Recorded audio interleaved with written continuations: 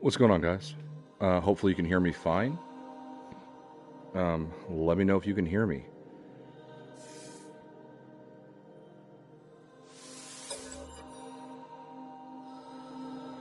What's going on, Tomcat? How are you, buddy?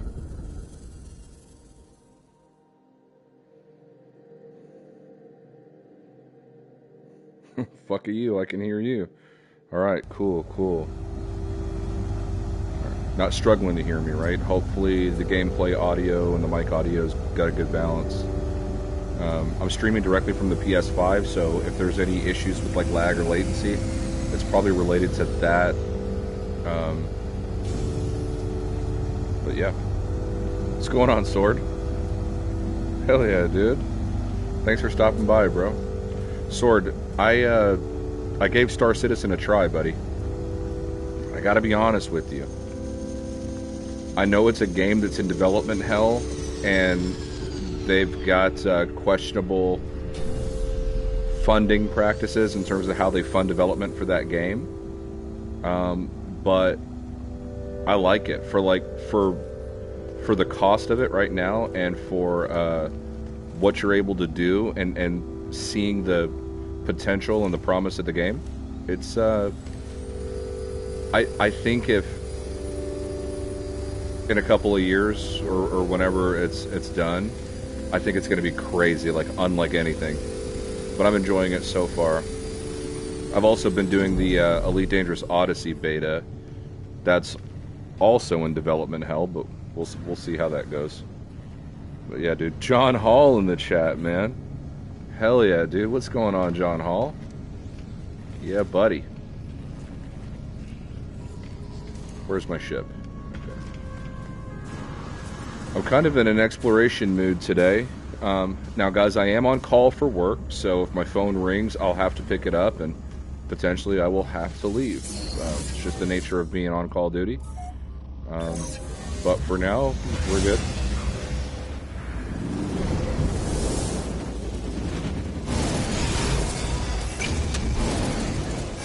But yeah, I'm going to check out my base real quick. And then I'm just going to explore the void, man. Right now we're in the in part of the Free Delta territory, in a new area called the Fucayu Void. I'm in a particular region called the Adept Adjunct, which is the system that I've been exploring and will continue to explore on this stream, just to check a few things out.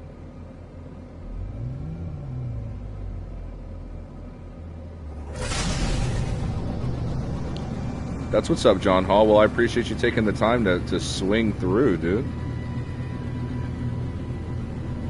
I feel blessed. I honestly, my streaming is so sporadic and inconsistent. I thought it was going to at least take... Oh, shit.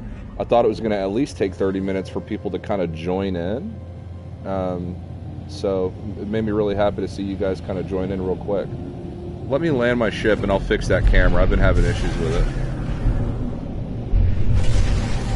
The back of my monitor is kind of round, and that PlayStation camera does not sit properly on it. I'll get that fixed in a second. It actually looks happiest right where it is, so I may have it refocus on my face and just adjust where it's at. Let's see here.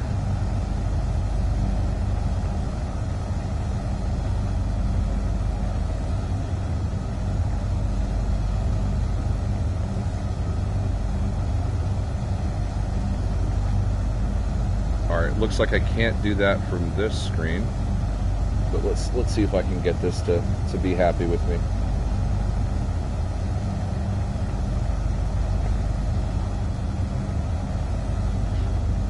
We'll try to get that to work. I'll move the mic closer to me here. Alright.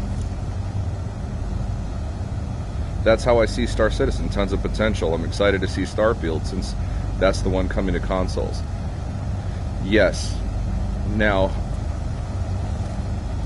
you got to be careful with Starfield. I think people are overestimating what that is.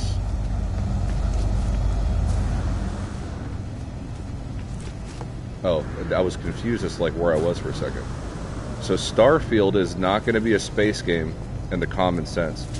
And people need to be really careful about that, because I think a lot of people are expecting something that's like No Man's Sky or Elite Dangerous or Star Citizen or whatever, where you can kind of just go wherever you want. I mean, they made it very clear that like when you take off from a planet, it's a cutscene, and then you're in space. And so just make sure that we're kind of looking at Starfield as like Skyrim in space. It's basically an RPG where the setting is in space, and it's not like a space game or a space sim in the traditional sense.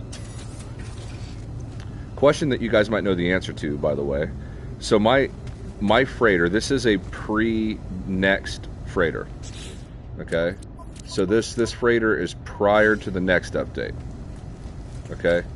And in this freighter is a lot of storage containers and things like that. And my rooms, like I've played around with a few of the base building features, and my rooms are like not kind of the way that I want them to be. And if I reset my base, do I lose everything in every storage container? Because what I would rather do is, do you remember back in the day where you would like reset your freighter base and it would go into like a storage module, and then you would have all of your iron and all, you know, your ferrite and all that stuff that was inside of there? I don't think that happens anymore, which kind of bums me out because I feel like I'll lose all my shit.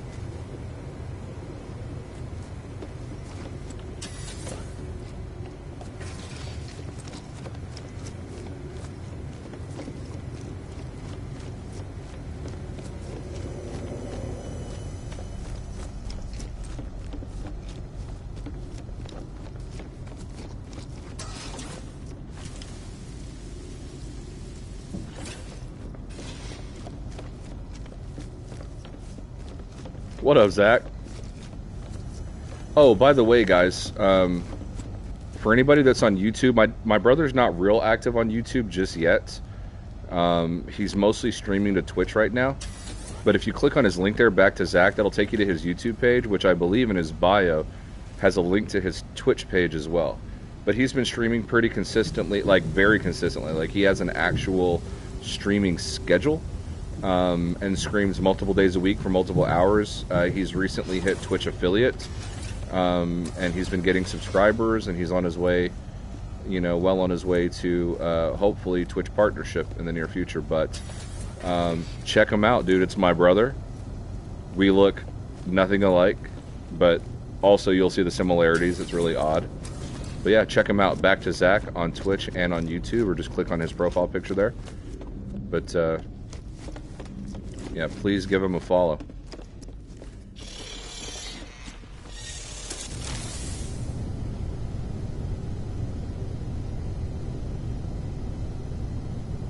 Penda. That's how I see Star Citizen. Tons of potential. Oh, I already read that one. I've been playing nothing but Elden Ring on my first playthrough and trying to see and do and get everything. See, I struggle with big open world games like that. Like I want 100% everything, but it's not really feasible for most people, just the amount of time that you have to put in to do that. But I haven't played Elden Ring yet. It's just that there's so many good games out there, and that's just not one of them that I don't know why my ship still clips coming out of my freighter. But that's not one that I've indulged very much in.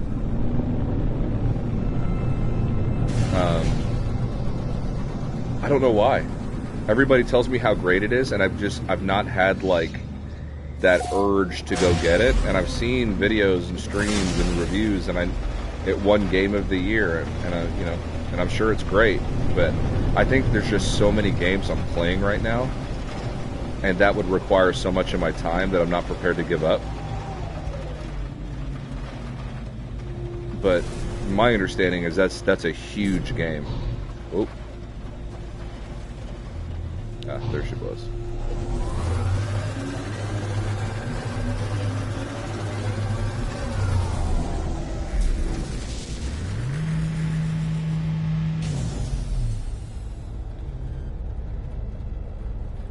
I was just back into No Man's Sky after 13 months of not playing, but as soon as I got Elden Ring, I've been addicted to, like...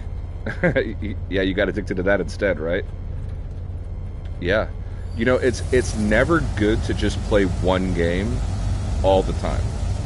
And what's going to start happening is, like, you've already seen it if you also follow Hidden Panda Show on Twitch. Like, Hidden, he's streamed a couple of different games. When he does stream, he streams, like, Flight Simulator and stuff like that. I mean, obviously, like, we're trying to switch it up in terms of, like, what we play and then eventually what we'll stream. There's just, there's so much content out there. You know what I mean? Oh, for anybody that hasn't seen the base yet, check this out. But yeah, dude, I mean, I've been playing No Man's Sky pretty consistently since launch in 2016. I mean, I've only managed to put 1,000 hours in the game, but for me, that's a lot of time. I know there's people with like 3,000-4,000 hour saves and stuff like that, and I've done everything, and I've done every quest line, and you know, now I'm at the point where like I'm duping stuff just to, you know, cut out some of the grind. So I dupe up a lot of resources and things like that. Like, for example, my inventory with the Waypoint update, I lost space, you know, and like just different stuff that like I worked hard to get that I had to like go back and rebuild and add more storage slots. And it's like, dude, my character was maxed out, you know, so I duped up inventory slots, upgrades, and all kinds of stuff just to get my character back where it was. But now, I beat the game legitimately without duping first. But, you know, since 2016, as much as I've played the game, I feel like at this point, if I want to throw something in a refiner and fucking glitch it out, I'll do that.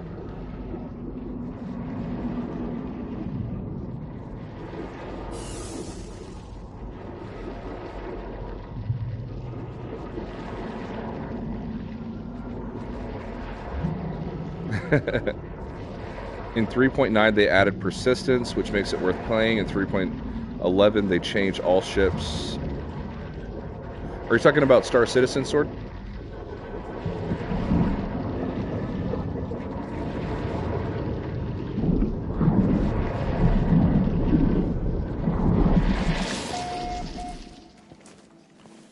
Now look, Star Citizen, that game's rough on a computer. Like, rough. Like, I've got a 2070 Super with 8 gigs of video RAM on it. Now, I was going to get the 3060 because that's like a newer generation card and it's got like 12 gigs of RAM, but it's like on a 128-bit bus. Whereas like the 2070 Super, even though it's an older card and it needs a pretty hefty power supply, like it's a 256-bit bus or whatever it is. So like the memory is better utilized. The 8 gigs is better utilized than the 12 gigs on the 3060. And I've been pretty happy with it. But yeah, I've got 16 gigs of RAM, which I know 32 is kind of like the starting point nowadays. But my 16 gigs is soldered on the motherboard. I've got kind of a weird setup. But I've got 16 gigs of DDR6. I've got the 2070 Super. And I've got my CPU like overclocked. Basically, it runs between like 4 and 5 gigahertz.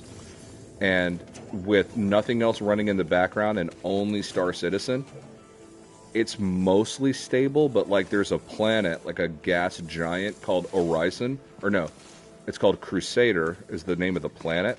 Orison, I think, is the name of this is the base that's there. But like, when I go there, it's like,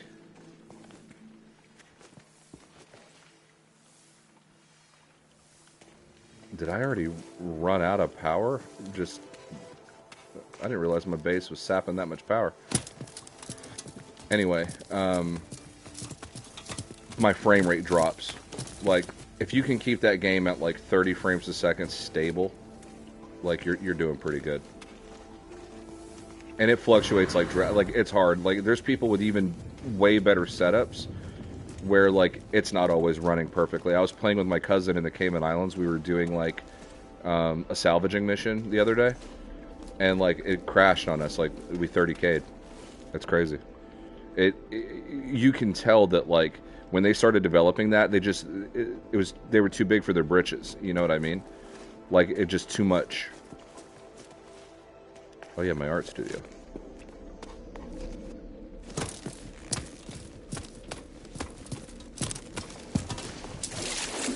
And from everything that I've been reading, the game's not really going to be ready until like 2025 or something like that, and that's being kind. So what I would say is if you're wanting to play a fully fleshed out sci-fi exploration experience, Star Citizen is not that game. But if you want to play something that showcases future possibilities, then I would say that Star Citizen is that game.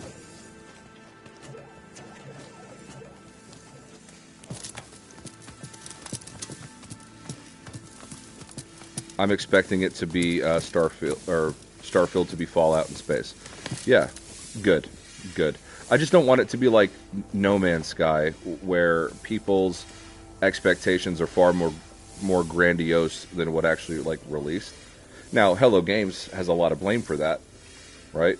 Like in terms of what people ultimately expected, but you know how it is. I mean, dude, this used to be like a speculation channel mostly, you know, a lot of the videos I would do.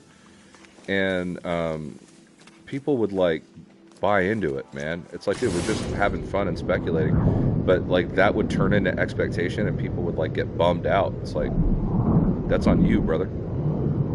So yeah, Star Citizen is going to be just an RPG that takes place in space, and don't expect it to be a sim. And it looks like Tomcat's well on his way to metering his expectations on that. I don't know if Starfield is coming to PS5. No. So it was until Microsoft bought Bethesda. So I'm pretty sure that Starfield was going to be a multi-platform game until the studio was purchased by Microsoft, and then now it's just going to be an Xbox and PC exclusive, which is a bummer. It is a bummer. I hate console exclusivity, and the way that like Microsoft and Sony have been buying up game studios aggressively the last couple of years, it's not good for the industry.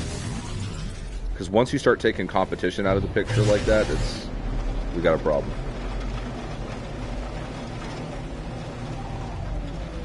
All right, I'm way behind on the chat here. Next patch will have a wipe once it drops. Yeah, that's Sword. That's why I'm not too into like acquiring things and setting stuff up and all of that right now. Just mainly because I know I'll lose it. You know, when I played Star Citizen the first time a while back on my laptop, where it didn't really run that well, one of the people from your group, actually, Sword, got me, I think, Pudwill or something like that. Pugwash, I think it's from you. He got me like really set up in the game, and then some update came out like 2 weeks later and just wiped out everything I had. So, which is fine. I mean, it's basically early access, right? I mean, when I had the early access to Session, the skateboard sim game, big updates would wipe stuff out all the time, you know. So, it's part of it, I guess. Storage containers exist outside space and time. Okay, perfect.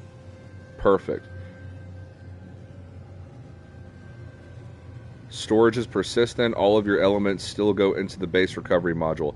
That's strange, because when I select that I want to reset my base, it gives me a warning that I'll lose all my shit. So that's why I wanted to double check, because I was really worried about that.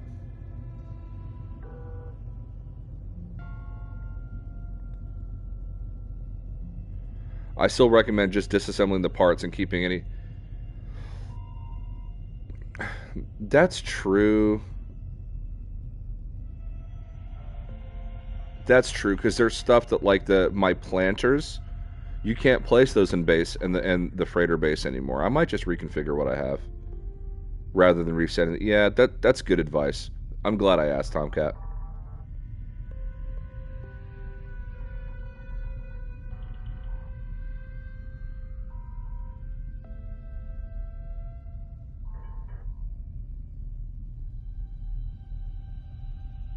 Sword, what's that link? That Twitch link. Is that to your Twitch page? Oh, I'm already joining your group, by the way, on Discord. And everybody do check that out. I mean, it's not just Star Citizen on there. They play like Space Engineers, I think, or some game that's kind of like that. But Sword does a lot over on his Discord. It's a very active Discord. All right, cool. Oh, we got Daniel Hipley in the chat. What's going on, dude? And Funny Imps, dude. And Pidge. What the food, dude? Glad you guys had a chance to stop by. That's what's up, dude. Hell yeah. All right, let's see where we're going to go. Oh, replace it. You guys got to see this system. You just do. We're going to go there real quick. There's a pretty cool planet in this system.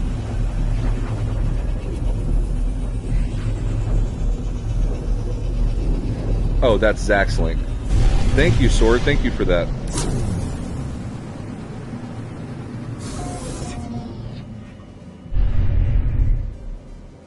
And my brother's a variety streamer, by the way, so he plays a lot of different things. Like, there was like this Evil West game that he streamed, and he streams like Apex and Call of Duty Warzone, but then like this like vampire shooter that's pretty sick, and like Fall Guys. I mean, like, you name it, he's probably had it on his Twitch channel. He loves gaming. He plays a little bit of everything. Even No Man's Sky. Me and him played No Man's Sky real hard for a while. You know? Alright, what's the name of that?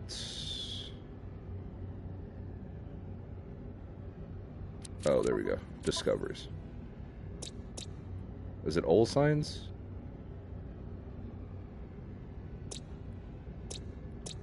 I think it is Old Signs. No. There's a really weird planet that's here. Is it Touchester? No, that's poisonous. We'll see. I think it's this one.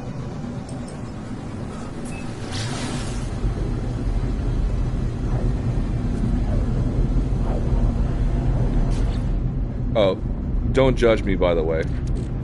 So all of these portable refiners, as part of my duping operation, Hidden lost his like 3,000 hour save. He switched from a PS4 Pro to a PS5, and for whatever reason his save file wasn't backing up to PlayStation Cloud,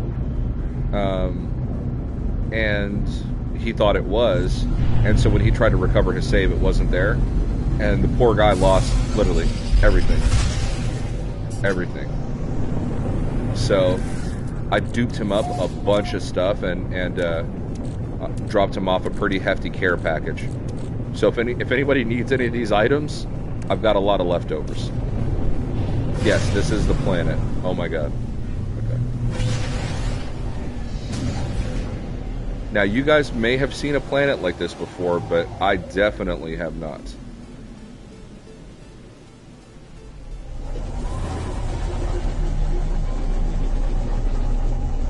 But that kind of keeps me playing the game, because it's like I can still come across things I haven't seen before, which is crazy.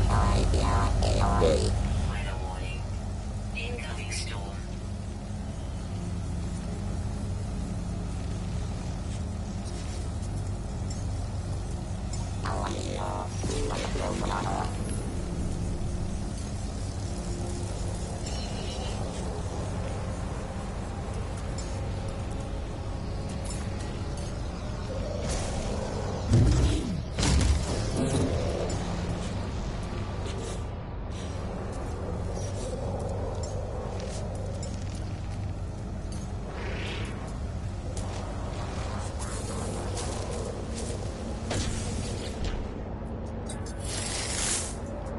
so check out the squad, guys. I got the little Sentinel quad. Got my big exosuits. Where's my little buddy at? He's flying around somewhere, I think. My Telemann. Maybe he's not.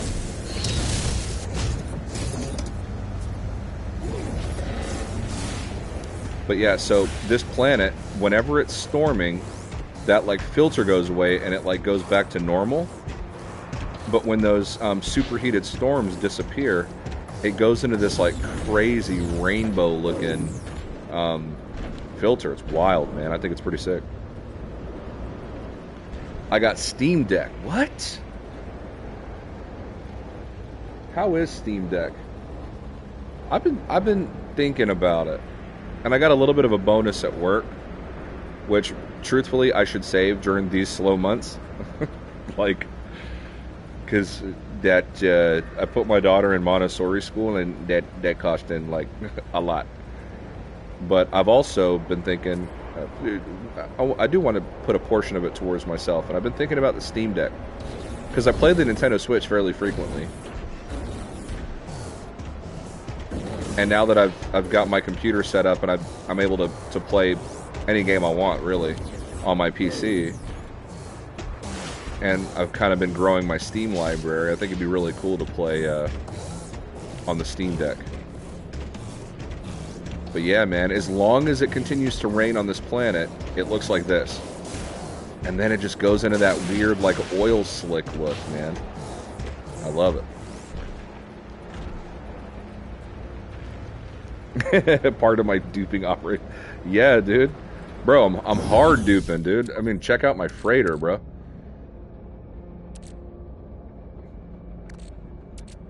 Like I said, dude, I beat the game fair and square, man. I found an S-Class freighter. I found all my S-Class shit.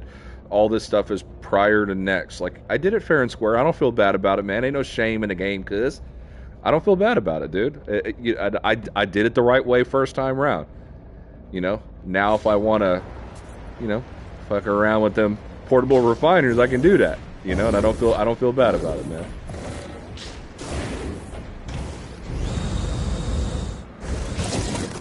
Especially every time there's like an update or like something that like resets my shit that I've already put time and effort into building up, like my inventory. Like, yeah, your boy's gonna dupe. It is what it is. There it goes. And now it goes back to this weird look. Have you guys seen a planet like this? Like, am I tripping? Is this like not rare? I feel like this is rare, dude. You know? Am I tripping?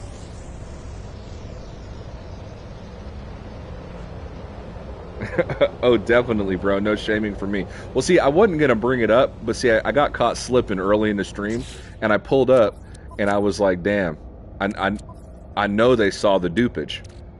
I know they caught the glimpse. So I might as well just come clean and let people know, like, right now, the homie is duping up, dude. It just, it is what it is. I mean, dude, people in the Free Delta Initiative in our Discord, like, they know, like, we talk about duping up shit all the time. But I just don't want to be a bad example on the stream, you know. Some young bucks coming up, you know what I'm saying? It's like, you got to do it fair and square for the homies before you start duping, you know? You can't just come out the gate. But anyway.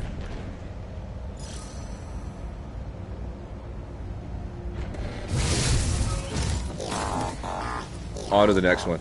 I just wanted y'all to see this planet in this system just because I think it's crazy, man. I'm not going to shame you, bro, but I do have a very disappointed look on my face. Come on, Sword. You know I respect you, cuz. And your opinion. You can't do that to me, bro. Come on. Planets that change color filters when you have storms versus no storms was introduced with Next, as I recall. Yeah, but I've seen, like, the monochromatic planets with, like, where they're just black and white with an orange sky.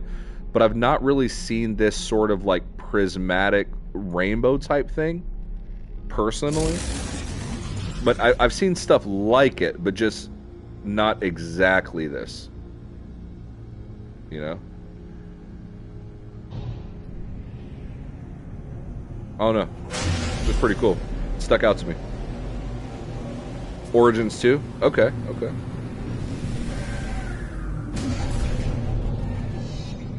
Sword, you know how long I've been playing, dude. Like you've helped me set up farms and to make circuit boards and stuff like that. Like you know I've played this game fair and square for many years before, you know, I started doing the devil's work. All right, let's see here. Select target system.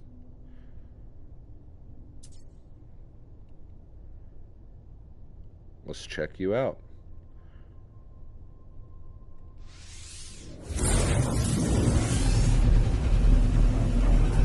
The specific filter, possibly an Origins filter, but yeah, the photo mode had the filter for a while back.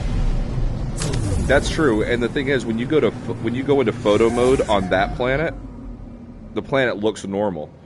So when you go into photo mode, your best bet is actually to turn off your HUD and screenshot that way, because if you go into photo mode, you lose the filter entirely. It's kind of strange. No, I know you're playing, Sword. I know you're playing. Man, it feels good to have all y'all in the chat. Like, I'm really pumped right now, man. Thank y'all. Seriously.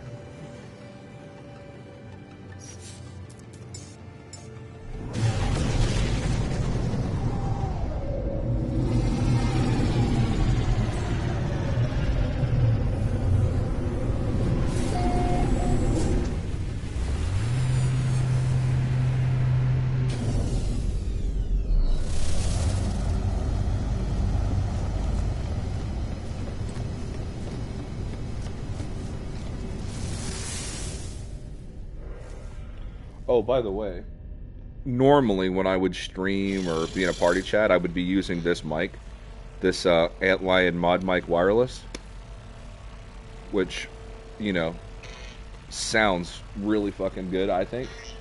But I've had this, like, studio, like, desk mic for a while, this kind of big guy right here, for a long time, and just I haven't really had the setup to, like, use it properly. And so I'm not sure what the sound quality is like, but hopefully it sounds okay and you guys can hear me clear and everything sounds good. This is, I think, my first time in a long time streaming with it. So just let me know if my game audio is too loud or whatever. What am I doing here? Oh yeah, that's right, scanning. Which, now that I think about it, I really didn't have to do, because this system only has 2 celestial bodies.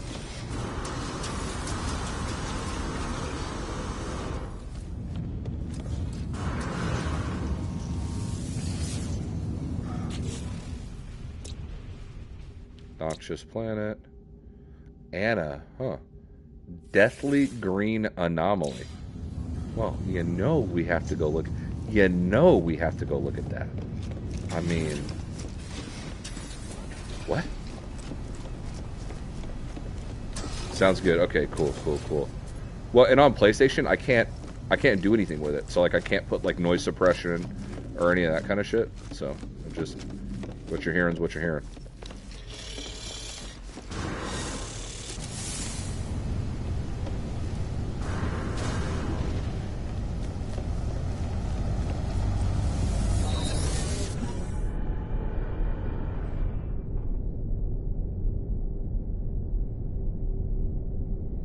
I do have GeForce Experience on my computer. I'm playing this on PlayStation 5, though, and streaming directly from the console.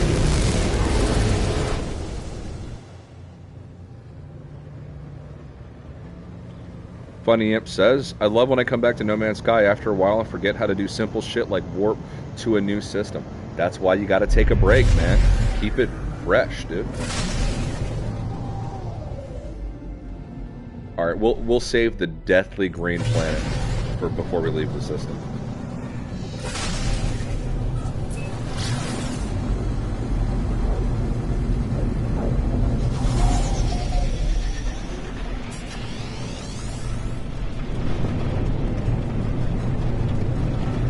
See you, John Hall. Thanks for stopping by, buddy. Ooh. Belly flop.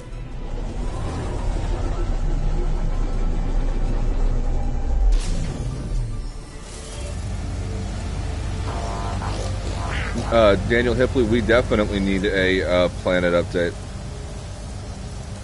For sure. Matter of fact, what I want to see is I want to see planets that have multiple biomes. Truthfully, that's really what I you know, that's really what I'd like to see. So.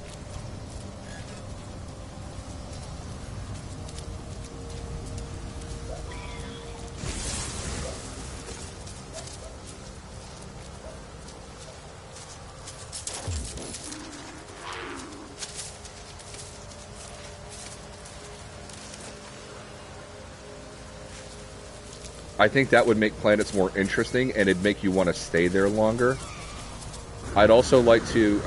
one of the really impressive things that I've noticed about Star Citizen is... in Star Citizen, there is...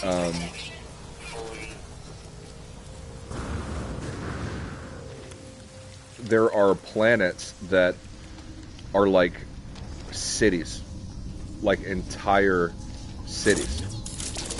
And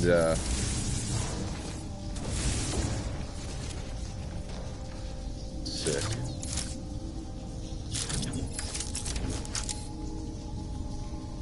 There are planets that are like entire cities, and they're procedurally generated. Some particular buildings that you can interact with obviously are artist rendered like creations, but like you could be flying through just a procedural city with buildings and trams going back and forth and other spaceships kind of coming in and out, and it adds to the lived-in feeling of the planet, and it makes you want to just fly around and like look at shit and, you know, stuff like that. Now I've seen people's YouTube channels, and I've seen stuff out there about how people feel like you know, like No Man's Sky. You touch down on a planet and just you look around, you've seen everything, and you go. It's not necessarily the case. Like I've been on planets where if you did not explore that planet, you're deeply missing out, because like the terrain can change pretty vastly. But one thing that doesn't change is like the biodiversity of it. And I think that that's what could be added in an update. Like if you're on a tropical planet, you know, like maybe if you go to the far North Pole or South Pole of that planet, you start coming across Arctic tundra and like the biodiversity changes, you know? Like I would like to see something like that. 18 quintillion planets that you'll never be able to fully explore in your lifetime does nobody any good if the planets aren't interesting enough to explore. Right? Like, I don't need 18 quintillion of them. I'd be happy with 1,000 really fucking interesting planets. And I think that No Man's Sky is technically impressive, but they've made enough money at this point now and hired enough people that I think that they can put some effort into building out that, you know, more flora, more fauna, more biomes, more building types, better AI for the NPCs, making things feel more alive. I just love this green color. I don't know if that's coming across the way that y'all are watching it versus like how I'm seeing it on this monitor. So this shit looks crazy. That is a vibrant green. I love that. I want that too. Multiple biomes. Still have some planets which are the same all over. That's realistic, but make ones with multiple biomes too. Yeah, I mean, in reality, most planets in the universe probably are just dead-ass rocks, you know? But this is a sci-fi fantasy, you know? And, I mean, we got fucking space whales, you know? They can get crazy with it if they want to.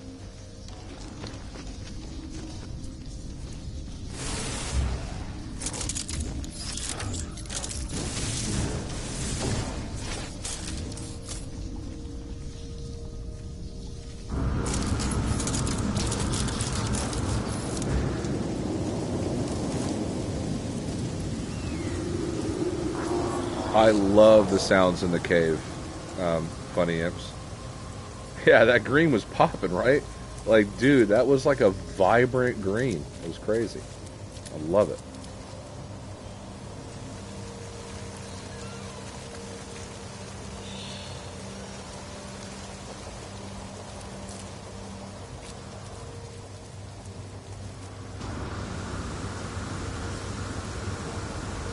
Let's... Hey! What up, buddy?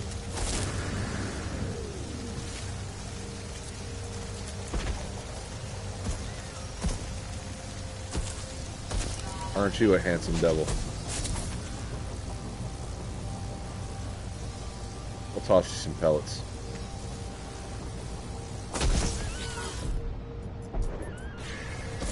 Toxic protection falling.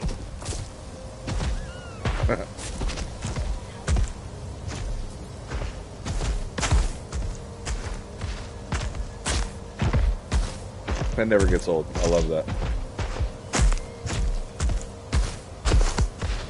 That's one of the coolest things they've added to the game.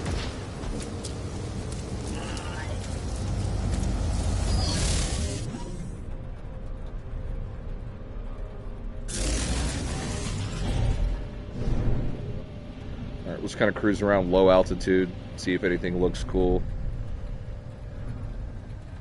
See if there's any place I want to slap a base computer down at.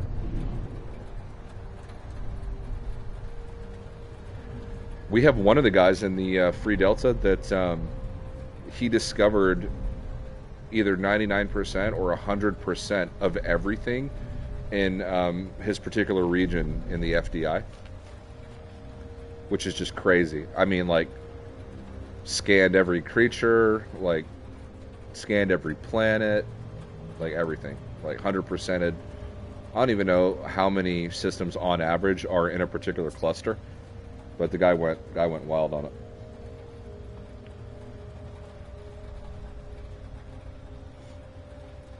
Make a base center of the planet.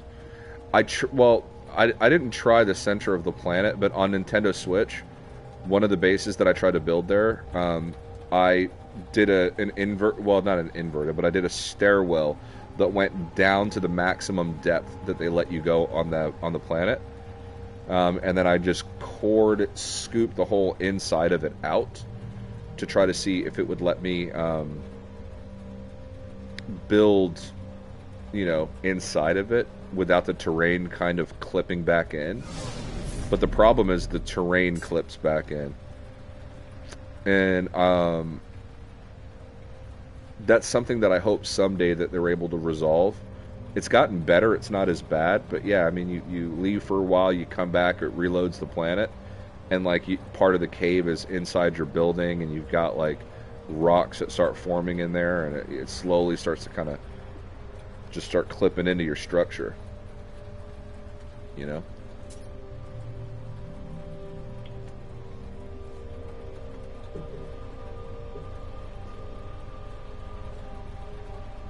That's crazy. I believe a region has an average of around 500 systems. Yeah, let me see if I can pull them up again here. I'll show you. It's crazy.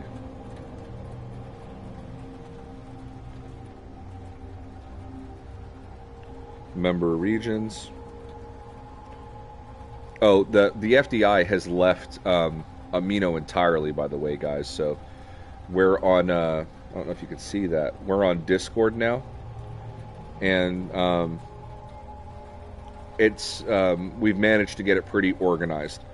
So we've got like our own wiki that's really organized on there with like bases and multi-tools, and we need to be better about adding stuff to it. But it's organized really well, and I've had some help with that. Let's see here.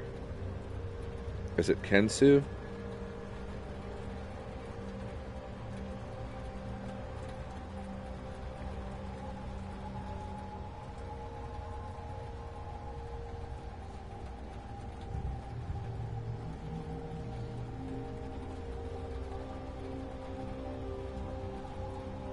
Yeah, after 3 months, I finished exploring the Themoko cloud. So he hit everything in that particular region, and he's got a video of it on his YouTube. Matter of fact, I'm going to jump over to it.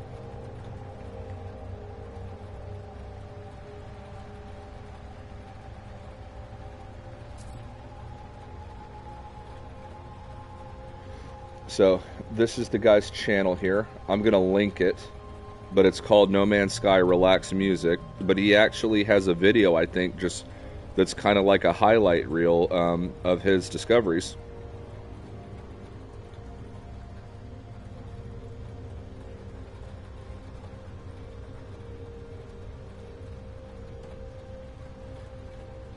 But I'll post that here in the chat. But yeah, if you feel so inclined, give him a follow. Wiki says biggest recorded region had 584 systems, smallest 217. I've explored an entire region but didn't scan everything. Yeah, and I'm not big on scanning. Every now and again I'll catch a bug where I'm like, I want to discover every creature on this planet or whatever. Every now and again, but normally I don't give a shit about it. We are mostly still really active for sure. Yes. Yeah, we are. And I've tried to be much better about it. You know, my daughter goes to daycare 5 days a week now.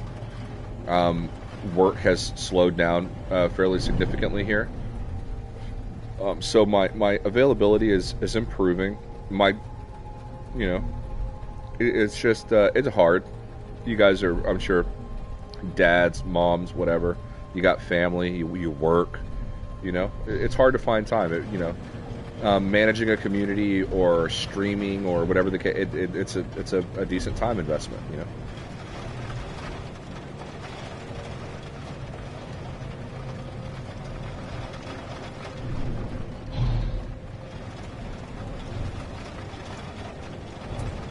I don't think there's really going to be much here. Actually, let's follow this dried up riverbed here.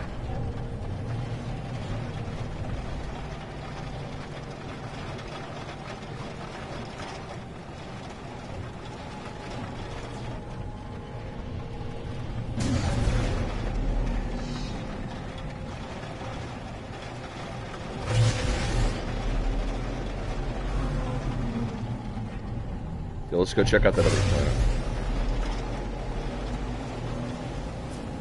See you later, Pidge. Thanks for stopping by, buddy.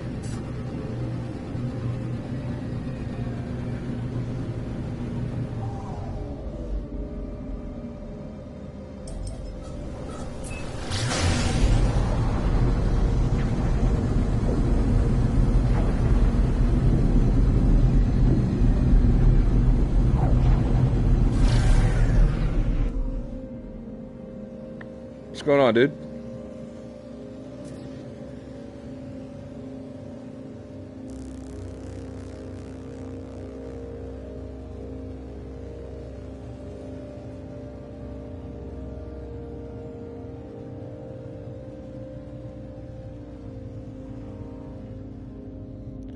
I don't even begin to know how to read your username. There it is. C. Sugas Biguzka. C. Sugas Biguzka. Did I get it right, or did I just completely flub that?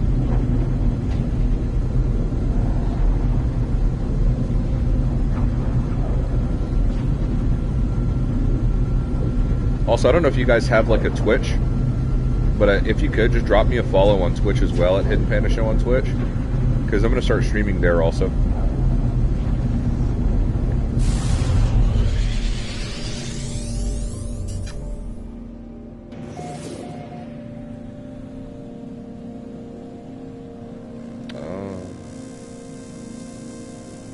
It's one of these black and white planets.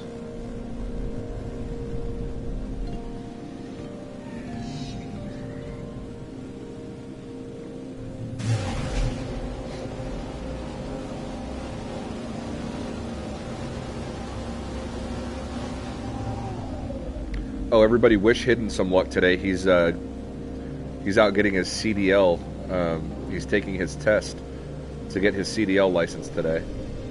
And he went through CDL school and all that kind of stuff.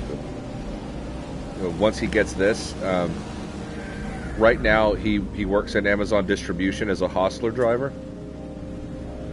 But he's getting his CDL so he can drive semi-trucks and stuff like that, but which he'll obviously make more money doing that than what he's doing now.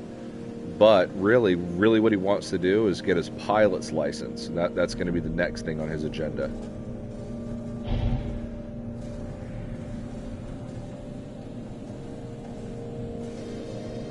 I've been spending most of my time on Twitch lately for live streams. Yeah, Facebook seems to be putting a lot of effort into promoting their shorts, which is fine.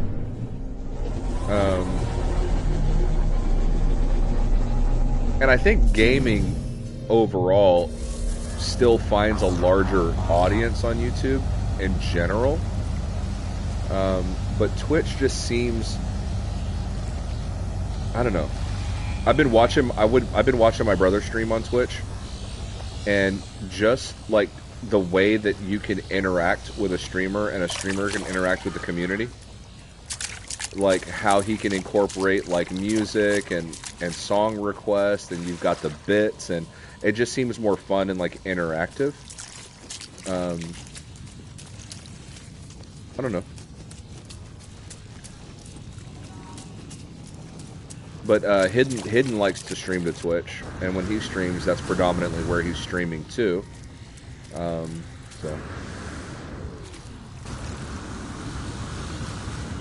I'm just so much more comfortable with YouTube. And it's not like YouTube's been bad to me or anything like that.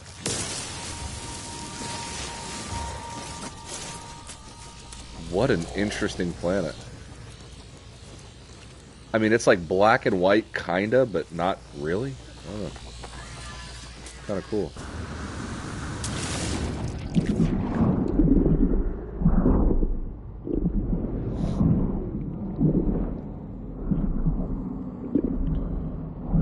Yeah, dude, Hidden's really excited about it. Really excited. It's just his thing. It's just really what he likes doing.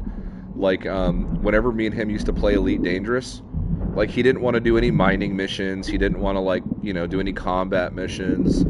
It was all he did was passenger missions. Like, he likes delivering stuff from, like, point A to point B. Like, when he plays Farming Simulator, one of his favorite parts about the game is, like, taking his harvest to the market to sell and, like, driving it there. You know, like, just shit like that. I mean, you know, he just loves that kind of thing.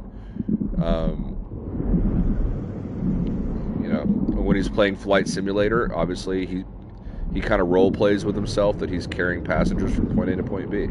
So I think it's right up his alley. You know, getting really. Now, I don't want this for people to think that this is a reflection of my politic, because I look at a lot of different things. But like one of the podcasts that I watch is by a guy named Paul Bet David. Okay. Now, I'm not a conservative, but there are some conservatives that I think do a good job at bringing multiple perspectives on their show. But one of the things that he talks about on his podcast is increasing your market value in the workplace, right? Like, we don't have a perfect system, and some people get left behind, and that's just the reality of, like, right now. And the thing that you can do right now to improve your situation is to increase, like, your market value, right? And one of the ways that you can do that is getting an education, getting a certification, getting a trade, just anything that makes you more marketable from an employment standpoint. And so that's really what kind of Hidden is really trying to do, is, like, he didn't go to college after high school, neither did I. Right now I work in the trades and make a very good living, and that can be his trade, and he can be a certified commercial driver and a licensed pilot and whatever he wants, and all that does is just increase his capabilities of earning money, whether he's chartering private flights or, you know, a long haul over the road trucker or whatever the case is. It just increases his market value. So if you guys out there find yourself with spare time, do that. Get your Cisco certification for networking, or, you know, learn programming, or just do something, right? So I've never found myself without a job for too long. I mean, I've even like resurfaced pools and driveways and worked in concrete and done construction work and dude, I've worked as a day laborer, right? Like I'm gonna put food on the table and feed my family, one way or the other. So, but it's a real important thing to Hidden, and he's been practicing and studying. It's a thing that's very expensive to get, also, and he has to go to like a special school to learn how to drive these semi trucks and learn the safety and how to do like safety checks on the brakes and the engines, and so he's put a lot of time into it on top of everything else he's got going on, and he's actually there now, I believe, taking his test, and I wish him luck, and thank you, Funny Imps, for wishing him luck also. He's gonna need it, and I'm proud of him, and I'm happy for him, and he's excited. Yes, dude, these kind of planets with washed out colors are amazing. Just more stuff like this, you know. I mean, I love these big, like, pulsating whatever the hell this is. I love this sort of stuff. How deep this is? So how many U? We're 50 U deep here? It's really difficult to find a planet with water without caves that's more than 50 U. My underwater base that I have right now, my JLab base, that's one of the few rare planets I've been able to find where it's like 80. There's parts where it's like 80 U without a cave, and you can go well over 100 U in a cave. Well, I wouldn't say well over, but over.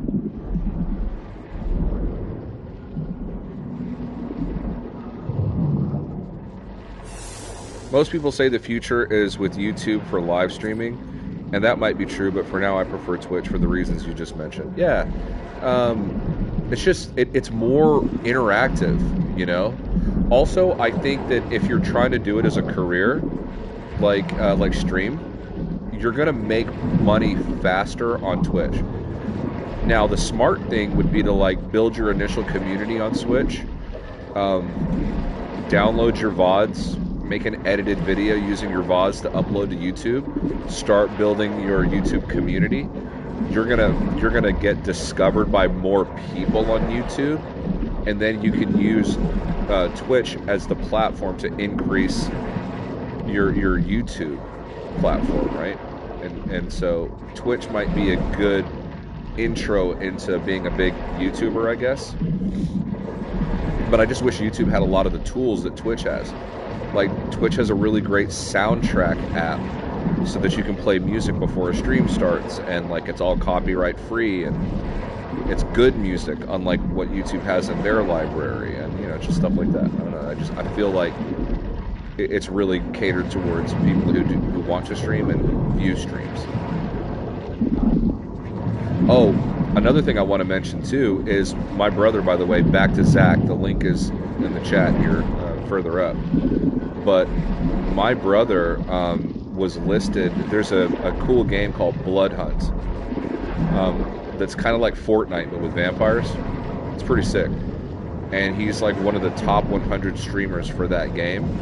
And it's a free-to-play, and me and Hidden have played it even before my brother started streaming it. It's a kick-ass game, and you guys should totally check it out. Did he ever play American Truck Simulator? You know, I'm not sure, but I wouldn't put it past him to have tried. It sounds so up his alley. I bet he probably has played that.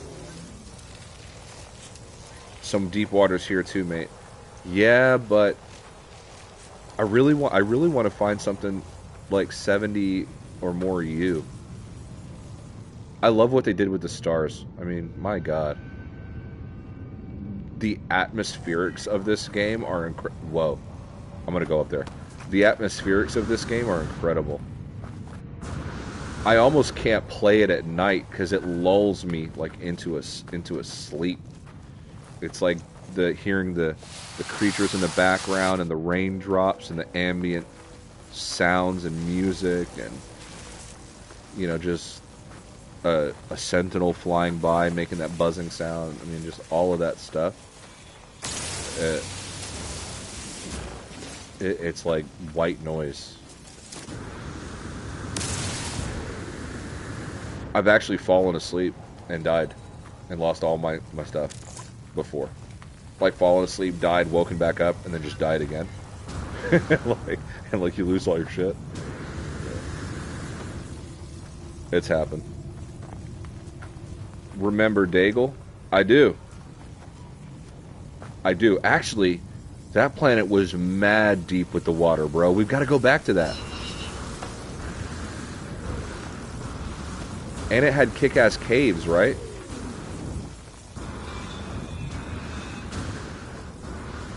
Dude, I'm going to go back to that. I'm going to go there. I bet I can go there through the terminus. Do you remember what the name of the space station or the system was, Starkwolf? Water caves for days. Yeah, dude, Daigle, or no, it wasn't Daigle, it was Dalingle, is what it was called. Oh, I definitely remember that place. Oh, shit. Wow. Okay, dude. That was in the old FDI, yep. Dude, Remus in the chat. What's up, Remus? For those that don't know, Remus is no longer the murderer hobo. How are you, buddy? What game you playing these days, Remus? Or games?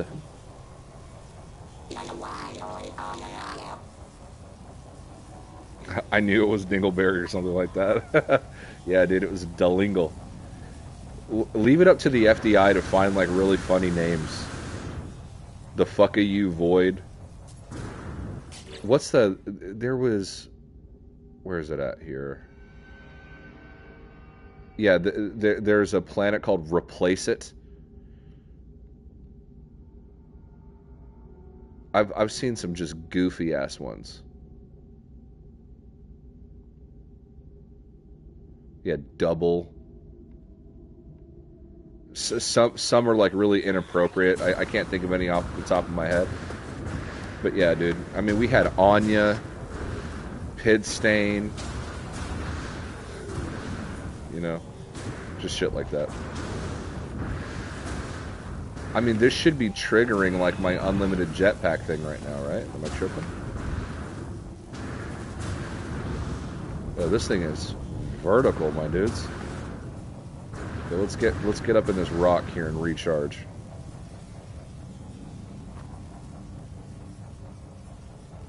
Okay. I need life support. Technology recharge. Pidstain, yeah, dude.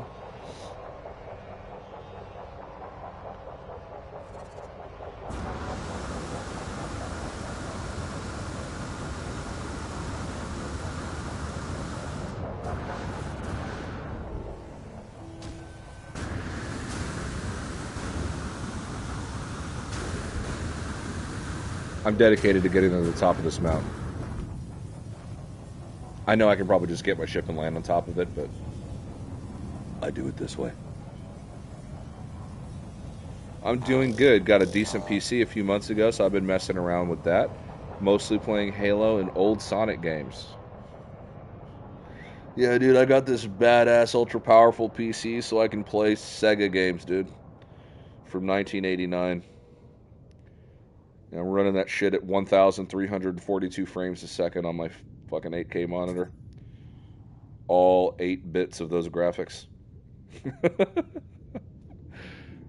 How are you enjoying the new Halo game? Or are you playing a different Halo? I've heard mixed things.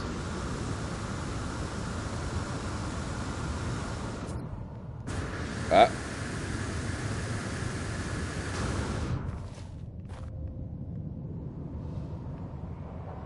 You're gonna get this, Panda. Exactly.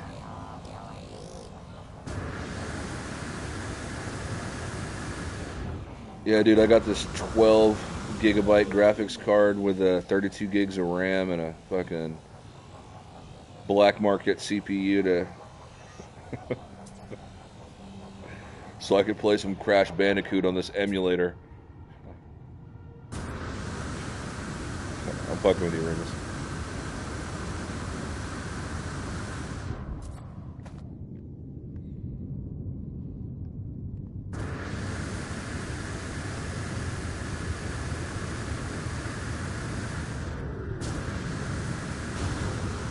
Am I phasing? Am I phasing? Don't phase.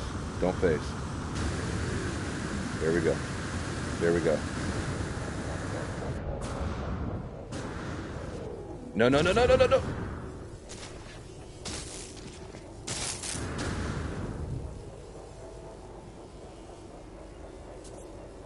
Why must you torture me so? I'm playing the Master Chief Collection, which is a collection of the old games. Oh, dude. Oh. Oh, you fucking got me.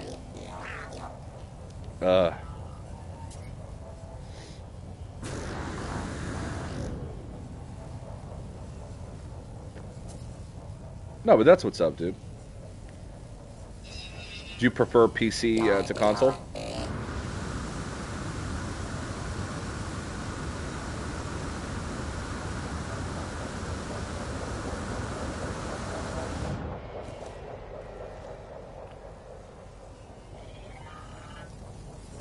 Okay, let's go to photo mode. Let's plan this. I'm almost at the top. Let's plan this here.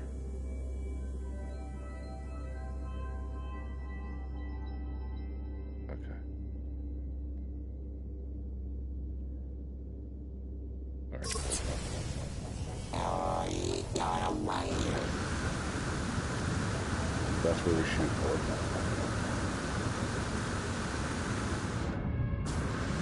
No. No, no, no, no, no, no, no, no. I give up.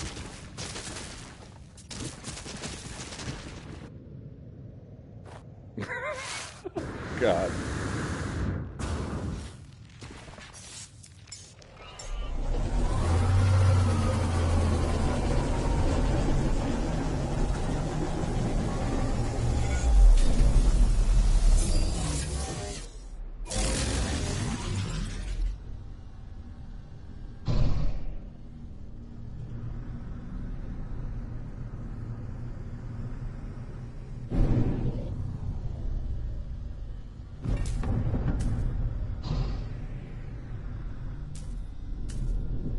Will it do it?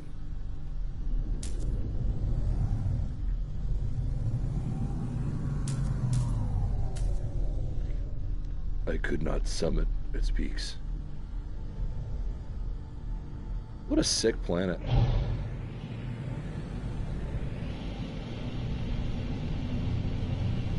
Wow. On to the next one.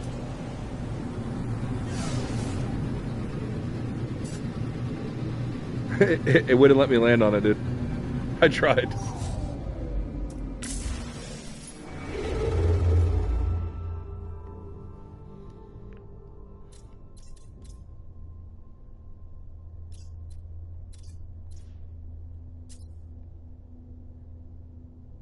Visited. Okay.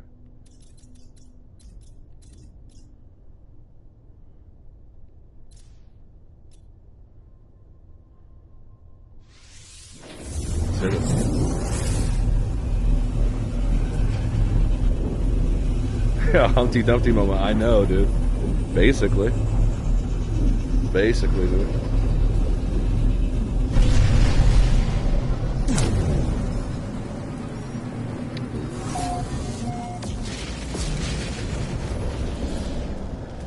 Battle.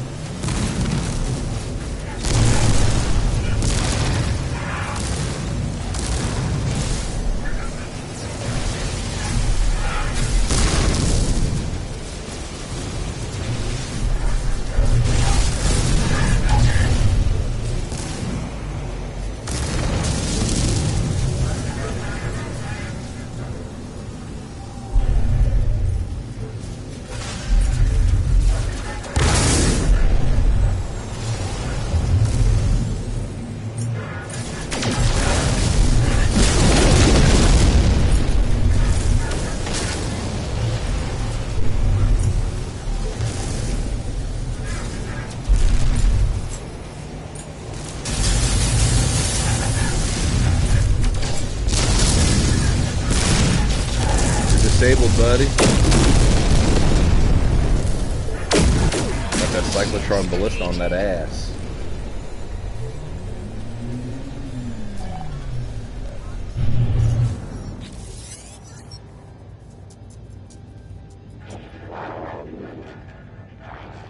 Organic life form.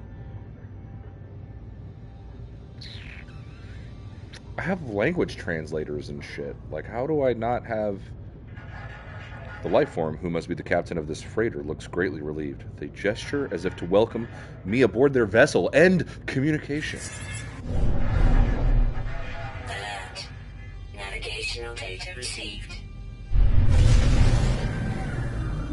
How dare you not speak English in this star system I've never been to? The balls on that guy.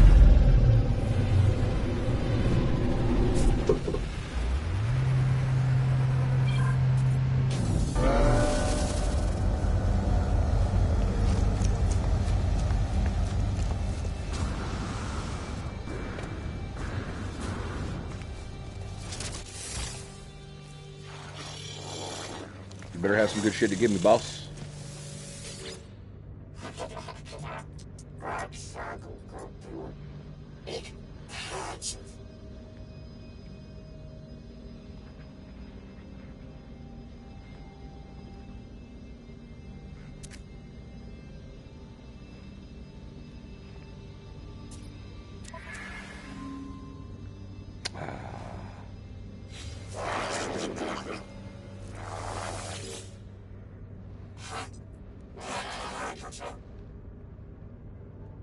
Listen, Commander Eater Lele. Your freighter is trash. I do not desire this waste product you call a space freighter. Instead, I require payment.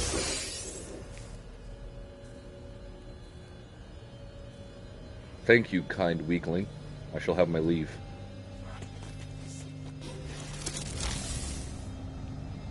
English should become the standard galactic language.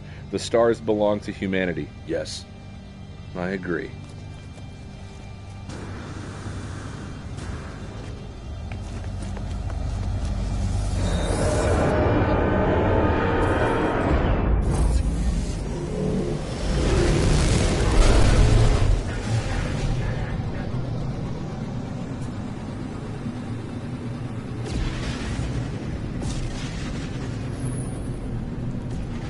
I defend his honor, and in return he gives me standing. The sack on that Korvax entity.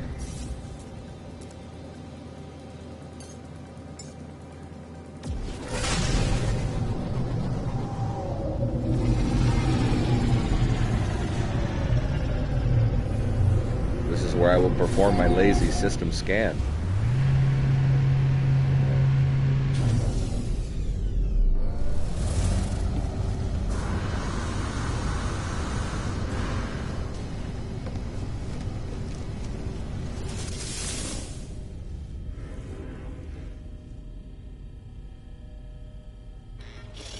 What I did.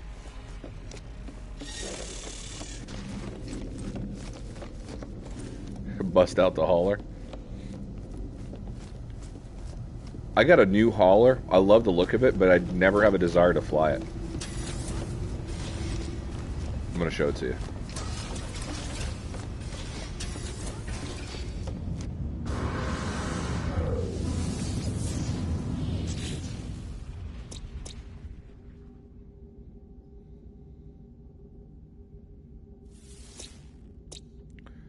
Ooh, so we got a tropical planet. We are definitely going to hit that up. Spined planet. Okay. Arctic planet. Capped planet. This icy planet looks really cool, actually. Just based on the colors. We're going to have to check that out. And fiery planet. I do enjoy a good fiery planet, if I'm being honest. The more terrifying and inhospitable the planet, the more I generally enjoy exploring it.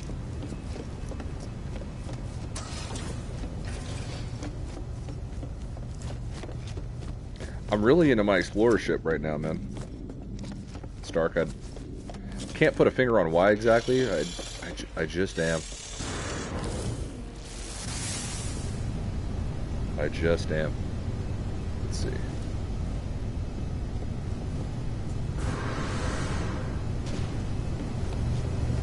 Dude, I hate that an update reset these colors, and when I went back to the planet to see if I can get this ship again, but with my black accents, it's not a thing anymore. It's not there.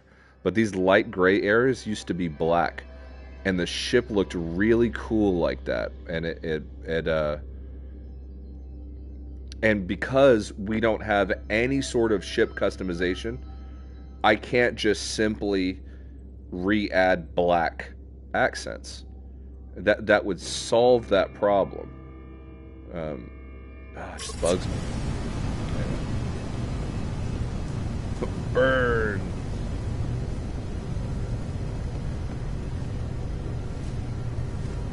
So check it, dude. This hauler is friggin' awesome. I just love the look of this guy. And it's that cool blue color, like, or dark gray or whatever it is. Here, I'll show you. Because inside here it doesn't give a good example of it, but yeah, dude, it's like this, like, gray.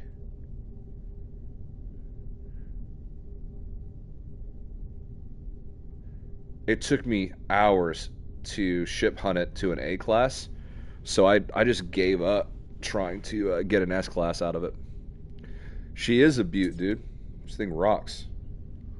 Totally rocks. I just, I don't know. I'm just not in the mood to fly it right now. I went through a phase where I flew nothing but haulers for a long time. Oh, work's calling. I'm gonna mute real quick, guys. Hold tight. I apologize.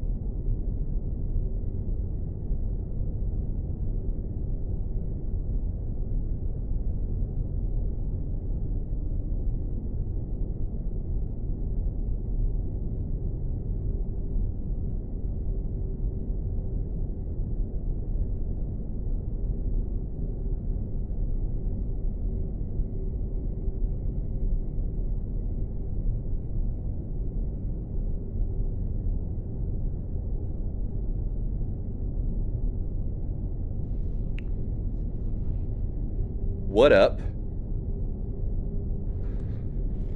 So, I thought I was getting called into work for a potential opportunity, and no. It was like, there's nothing out there right now because the weather's very agreeable, and I work in HVAC, and it's not hot, and it's not cold exactly. It's a little chilly, I guess. And nothing's breaking down, and people don't need me for nothing, so it's just slow. But yes, thank you, Starkwolf. She is a beaut. I think so as well. I think so as well. Thank you for hanging in there, guys.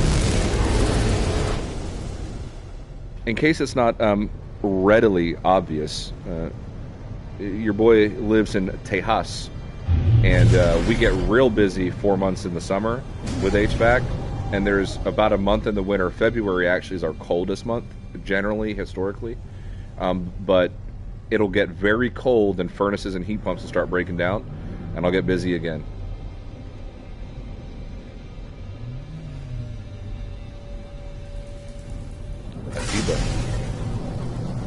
Let's go to the daylight. I love these new asteroid fields, by the way. How do you guys feel about these? I much prefer these to the random scattering of endless asteroids that you would generally find in No Man's Sky space.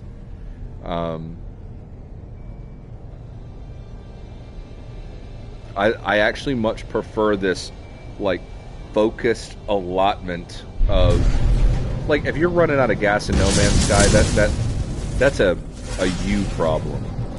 You know what I mean? I'm in love with them. Yeah, man. Also, the atmospherics of it. One of my favorite things is, like, watching other NPC ships in there just mining.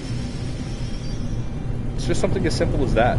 Just like when you're hanging out on a planet and a freighter just, or not a freighter, but like a frigate just cruises by. It just adds to the atmospherics, and I love it.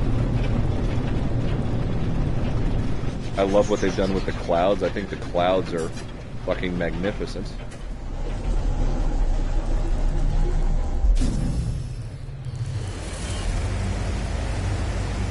Alright, we've got a tropical planet. And a rainbow. Ooh.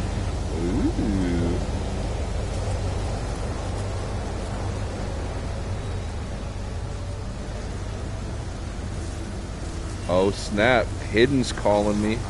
I wonder if he passed his test.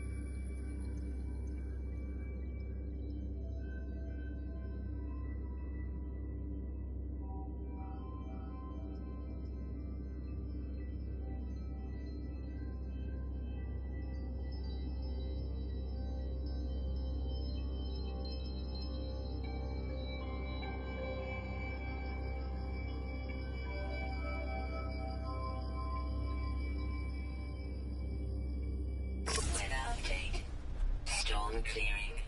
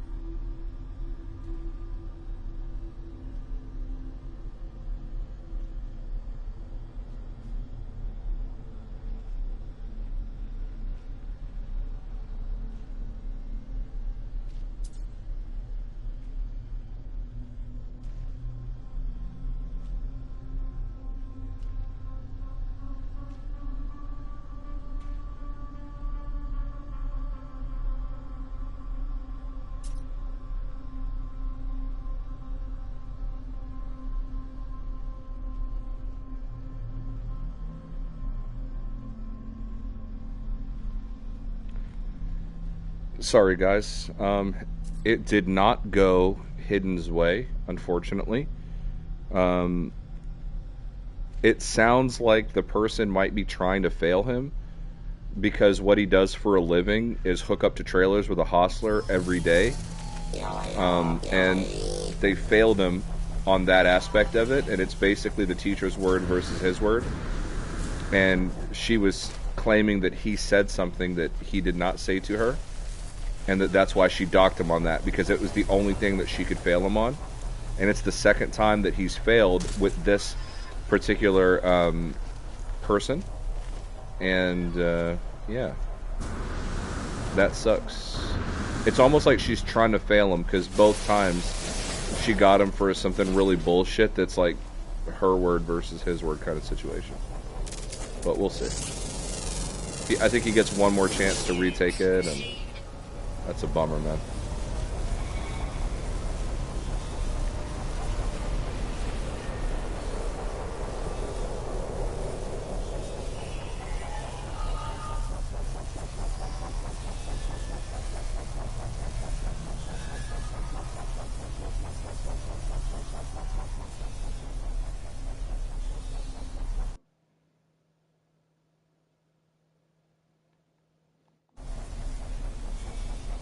Okay. What is this even? Formation process, ammonia, groundwater, powerful heat source, mobilite.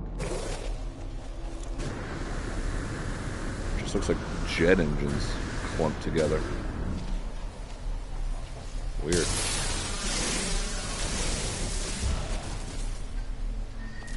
Okay.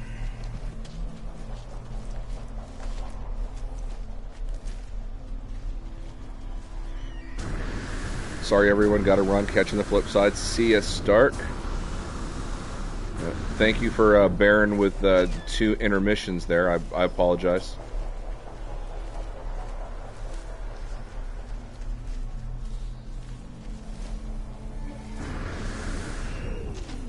Dude, I'm digging this like valley situation here.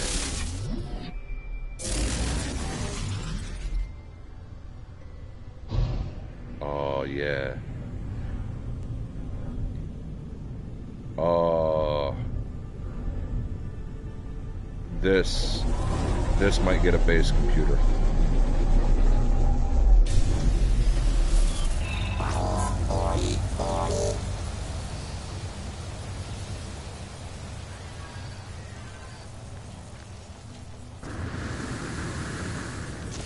That's sick.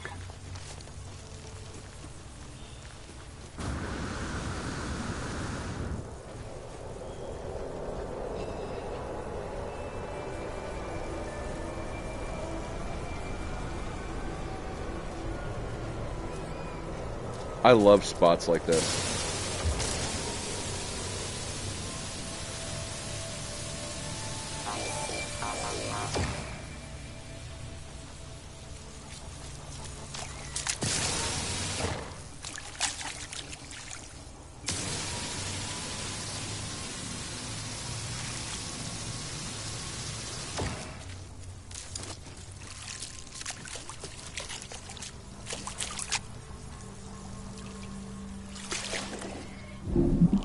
I wonder if there's like any kind of a cave entrance underneath here or something.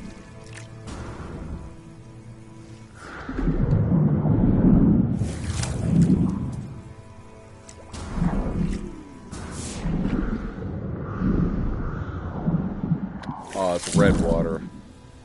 Never mind. I might have been down if the water wasn't red. That ruined it for me. That's one of the reasons why I don't really mess around with Fiji anymore. Oh, you are just cute. What?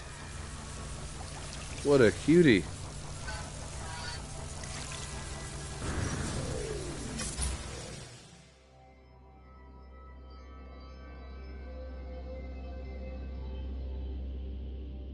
Aw. Dude, what the fuck? I wish it would, like, open up and start crawling around or something. I mean, this is such a great location for a base. If only the water was any other color but damn red.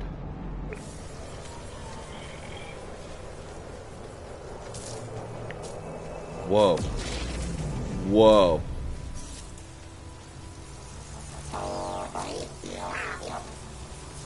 Did y'all see that?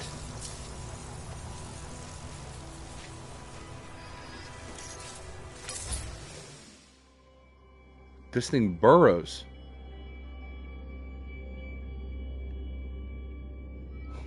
What?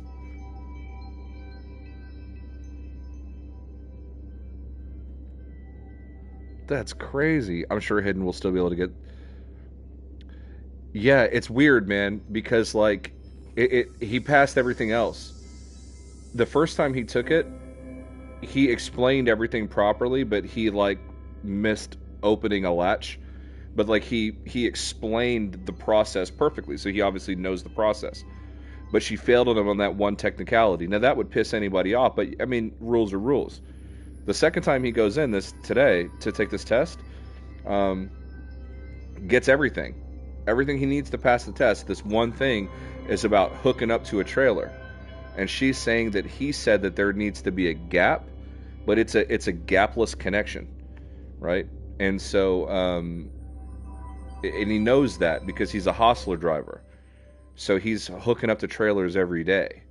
So it's just kind of a fucking thing, you know?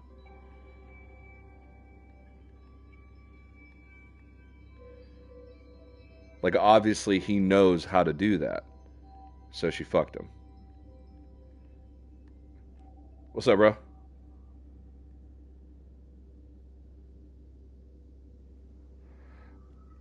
Giant pill bug.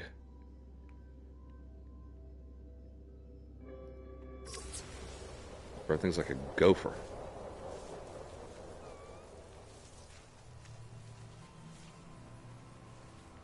What up, dude? I was telling, just so you know, so that you're not in the dark, I was telling people that you were taking your CDL test today, and to, like, wish you luck. So whenever you called, they were asking for updates. So I was kind of giving them the rundown real quick so that you didn't have to.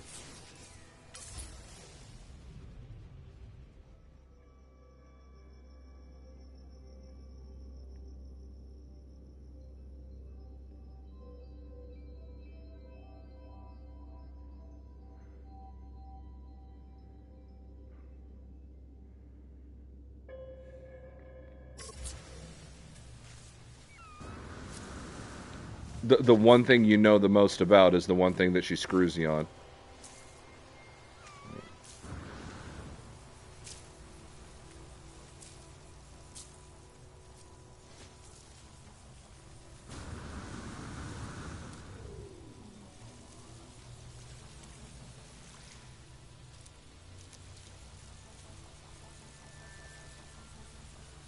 Yeah.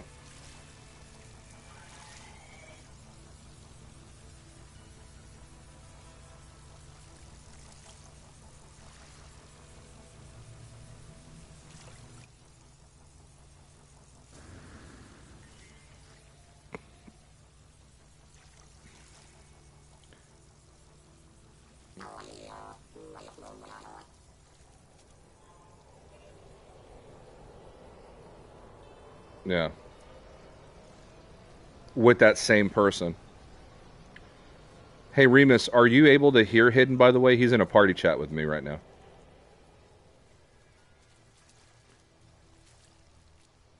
Yeah, so we had Remus in the chat, Stark Wolf, we had Sword come through, Funny Imps, John Hall, Pidge, Daniel Hipley. Literally, dude, everybody pretty much came through. Yeah. Yeah. Sick. Can you see my gameplay right now? Oh, that's right. You're just in the chat. Yeah, but if you ever get a chance to, like, go back and watch the stream or whatever, dude, there's this weird burrowing creature that, like, looks like a prairie dog or something, dude. And it like pops up out of the ground and like burrows and moves to a different location. This planet has creatures I have not seen before, truthfully.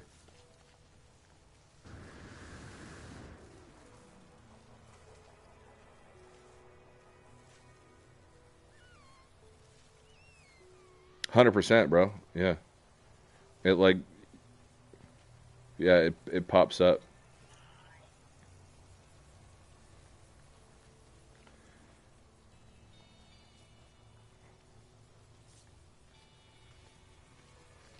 I'm on this lush planet that has like wheat colored grass, but also like green grass. That's kind of interesting looking.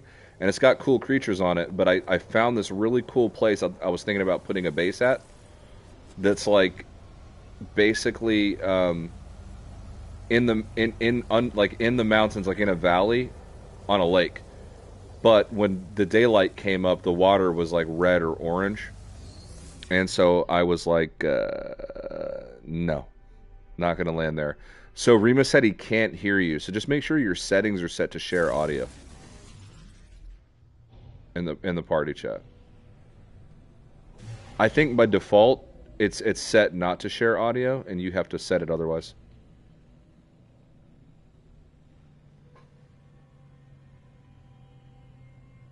It's in your party chat settings.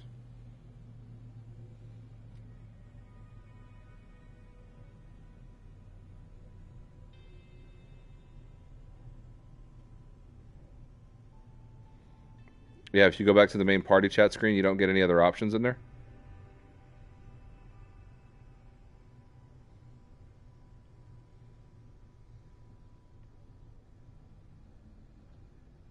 You just it might be like in your main settings. Yeah, voice chat setting. Let's see. Share your voice, allow. Voice chat, allow. Yeah, so you're allowed on my end. So if they can't hear you, it's fine. I'll transcribe.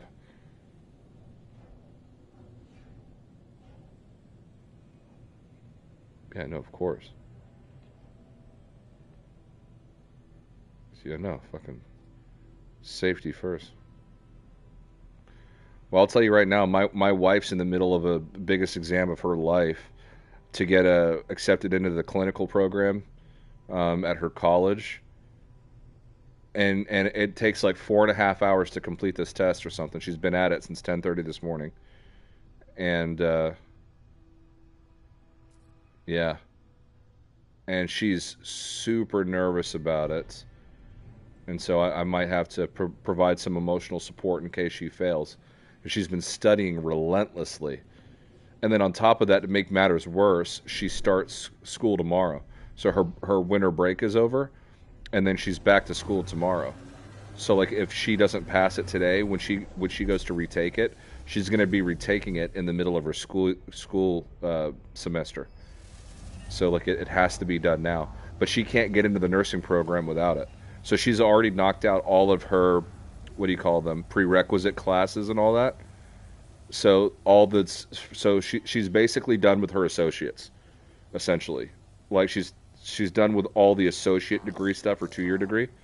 So what this test does is it will determine whether or not she can apply for a nursing school. She'll have 1 semester of additional nursing education, and then another semester. It takes like about another year and a half or so of what they call clinicals, where she'll basically like work at a hospital and do rotations and like that kind of shit, and then she's done and she's got her RN.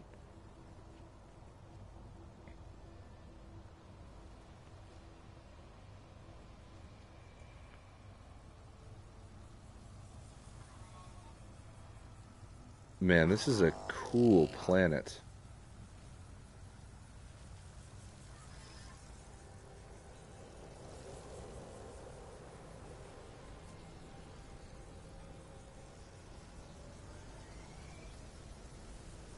Wow.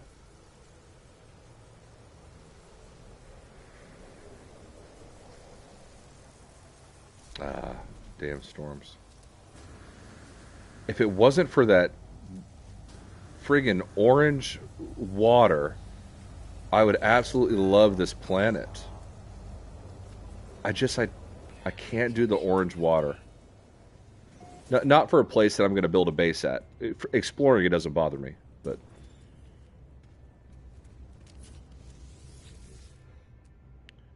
not S-Class? Trash. I'm kidding. What's up, buddy? Alright, let's move on to another planet.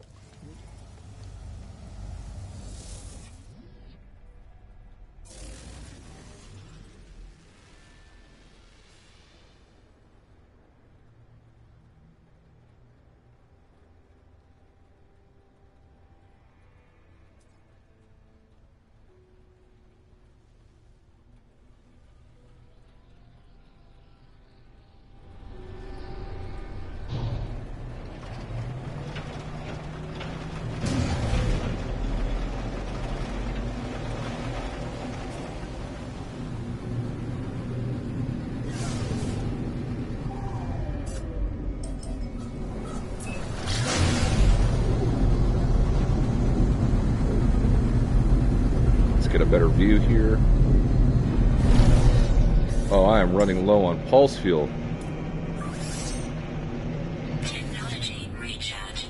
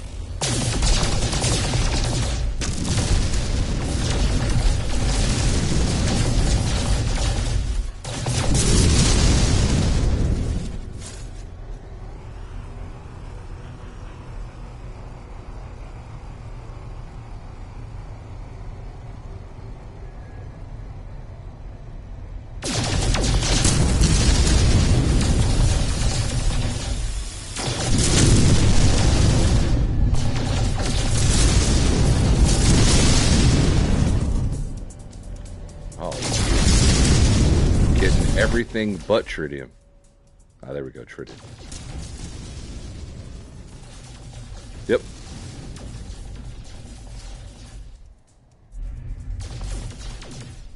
Oh, it's all good, bro.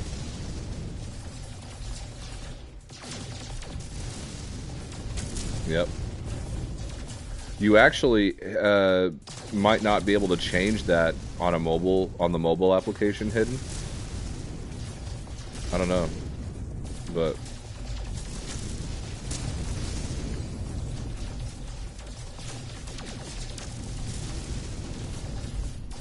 right.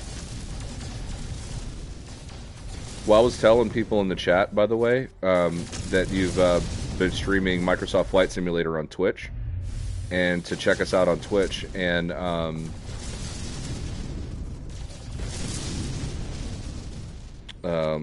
Funny Imps was saying that Twitch is mainly what he's been watching streams on. So, and some people are like that. So,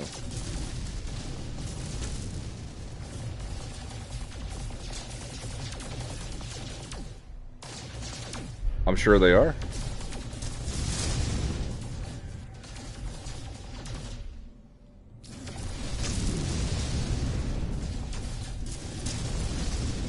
No, I'm not going to poll it like that. Yeah, just so that they know that you got that going on over there at the least.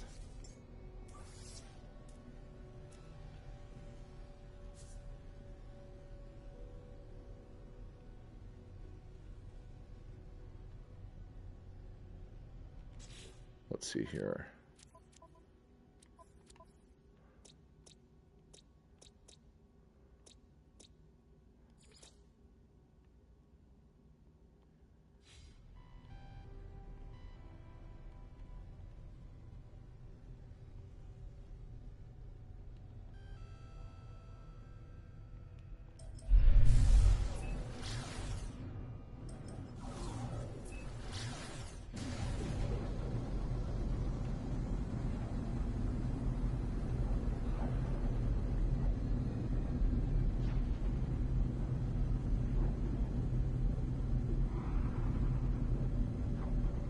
You should. You should. And then what I'll do is, well, and just make sure that when you stream that on, make sure that when you do stream that on Twitch, that you have it set to where it'll save the VOD, and then I can just download that and post it to YouTube for people who don't really have Twitch or don't want to set up a Twitch or whatever that might still be interested. Eventually it will. Even if you set it to record the VOD, eventually it will go away. Like, I don't think it'll permanently store on the servers.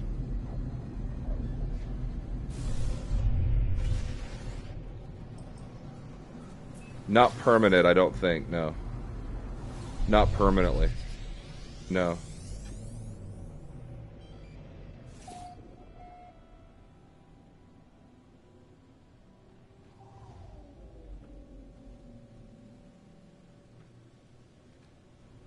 It'll save to VOD, it's just not permanent. Like, it might be there for months.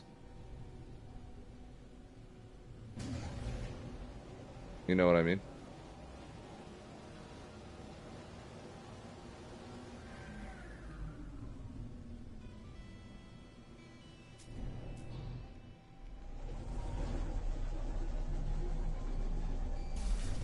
That's exactly what I'm talking about.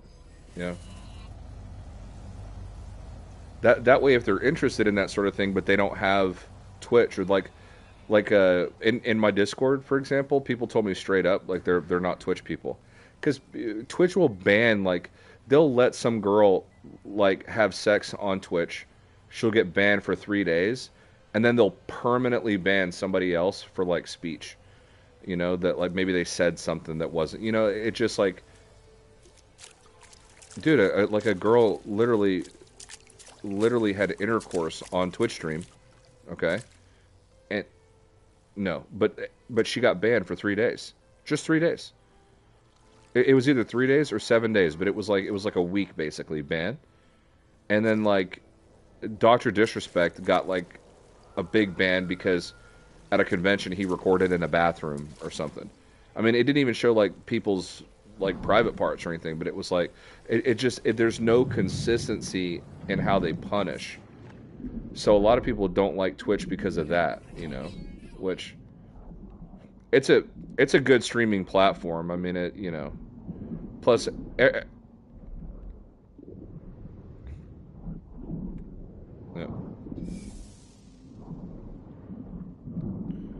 Hey guys, by the way, Hidden is in the chat, in the party chat. You probably can't hear him because for whatever reason, there's not an option on the mobile app setting to share audio.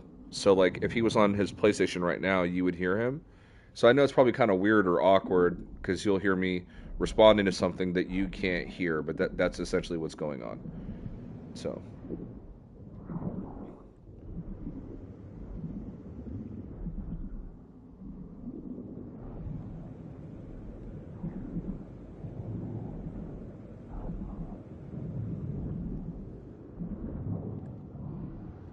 Was it as lame as I told you?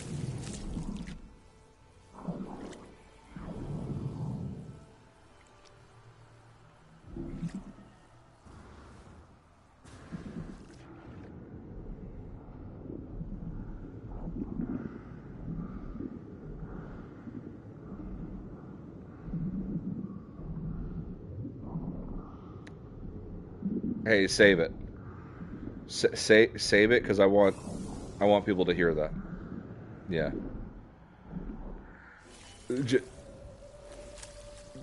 because I'm convinced the game sucks, and I think you're about to convince me that it doesn't, and so I want to see if everybody else will be as equally convinced.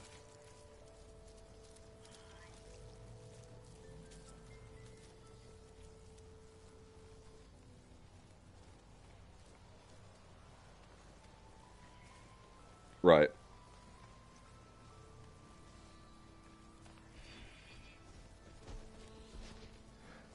Dude, this frost planet that I'm on is actually kind of sick. Now, that might just be because they all look the same to me and I never explore them.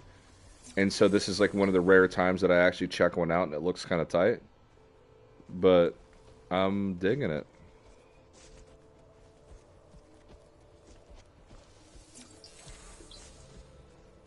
Yeah, I'll leave it open.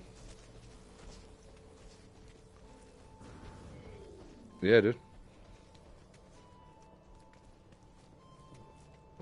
Yeah. Yeah. All right, man.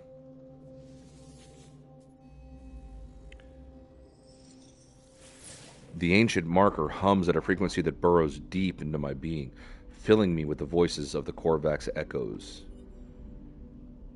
The entities of the Korvax are free, free to study the Atlas, free to praise the Sentinels, free to aid the travelers, if probability will allow. Korvax and Gek would begin anew, equal in standing, united in the eternal search for balance and understanding. Let's seek knowledge of the past. She was going on with knowledge of the past. Don't listen to Panda, he's actually just going crazy. You know, you're probably not wrong, dude.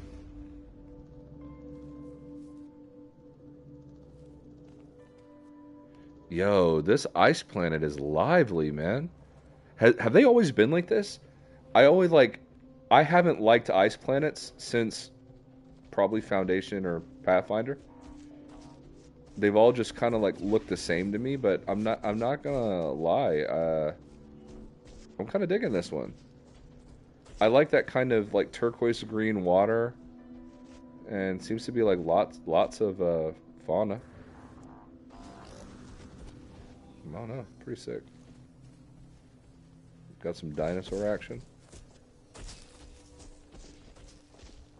Hell yeah.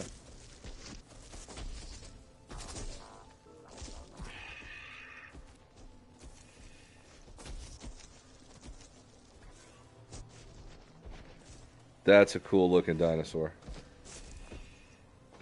Love the colorway on that thing.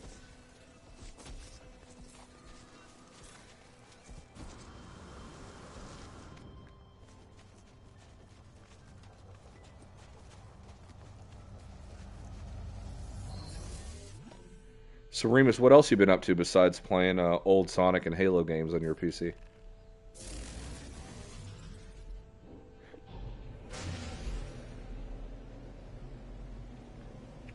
You're in school, right?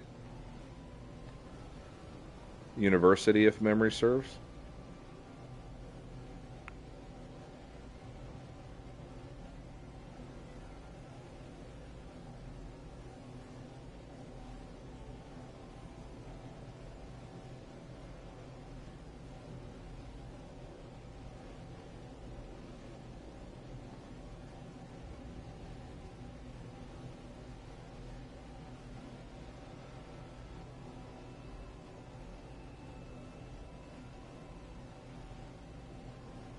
Finishing college this year. That's what's up, dude.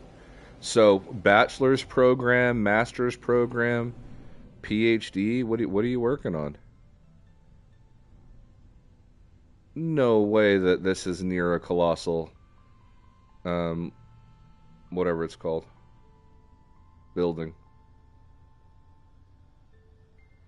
I don't think I've ever seen one that close to one of these. So I'm gonna take advantage of the free parking.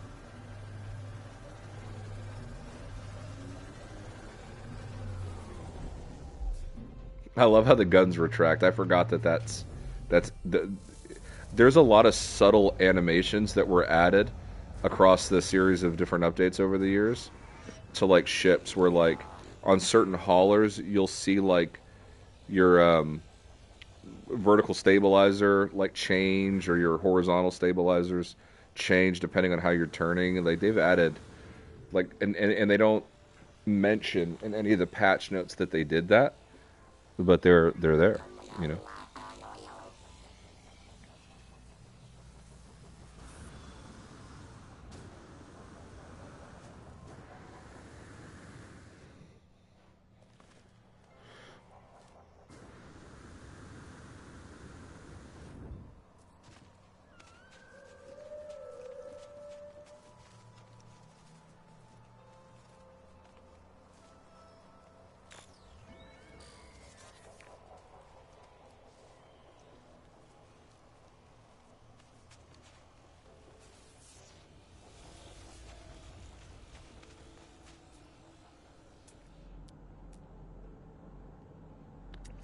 Architect fragment.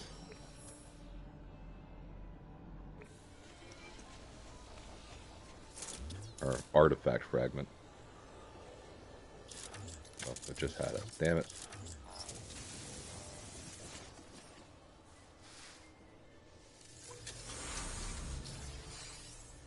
Ancient key.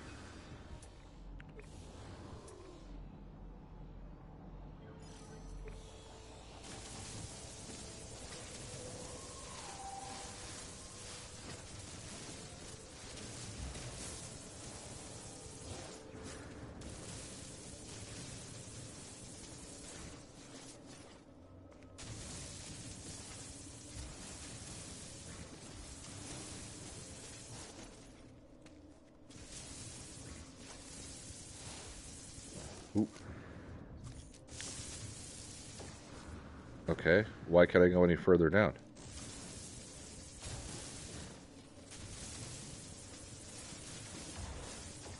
Okay. Well, apparently I reached it, but I can't go any further to get it. That doesn't make any sense.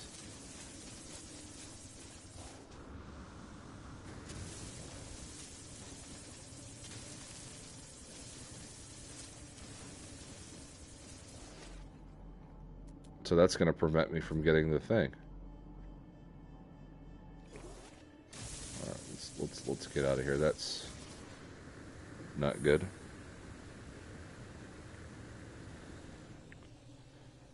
Well, since I'm in the UK, we have different levels from America. My course is a BTEC, which is less than A level. It is also a 2-year course, which I am on the 2nd year of. Oh, okay. But like, what are you? What is your degree in? What field?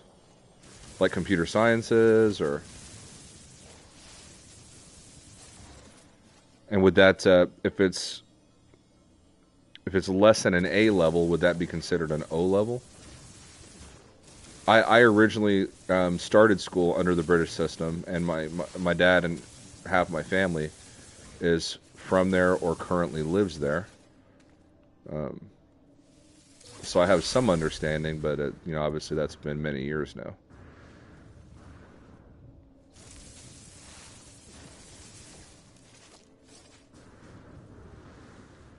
I thought I was trapped for a second. I was about to get scared.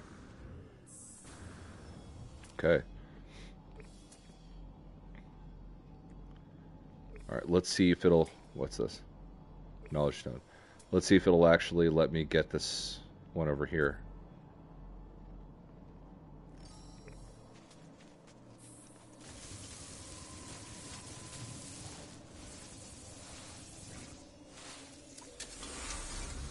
Okay.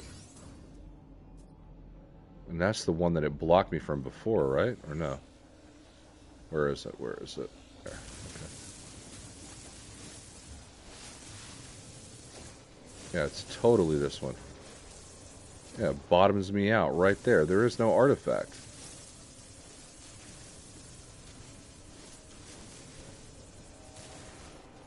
I can go no lower. Has anybody ever run into that before? That's annoying. My God.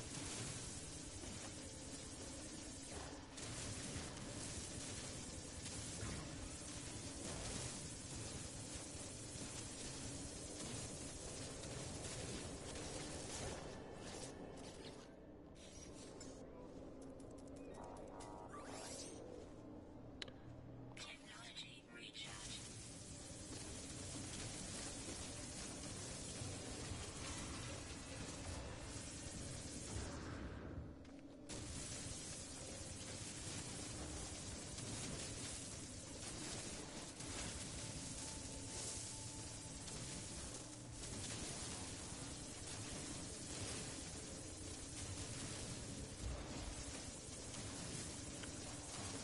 I mean, what do I do then to get that other key if it doesn't allow me to go any further down? That is so strange.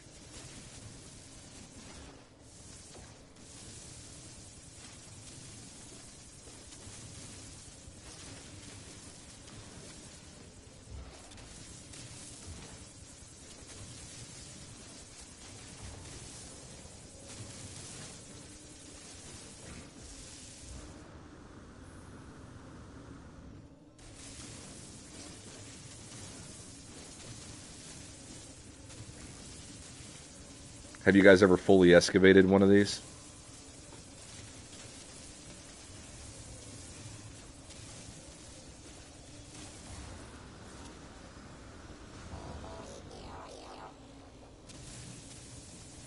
Let's try it. Let's see if we can fully excavate one of these.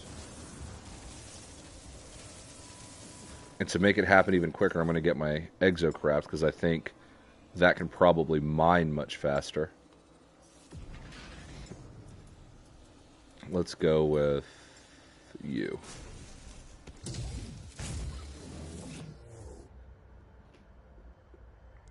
I'm doing IT, so basically coding, cybersecurity, project management, and all that stuff. I don't think O levels exist anymore. Also, yes, there seems to be a limit on how far.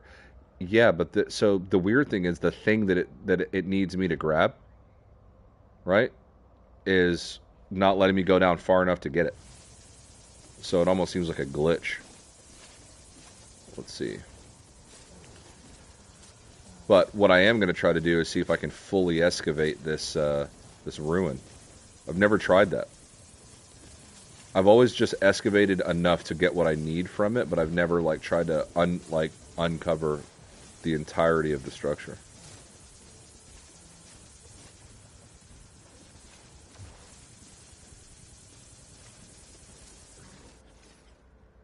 Bro, it leaves footprints in the snow. I didn't know it did that. Anyway, okay. I need to recharge my boar.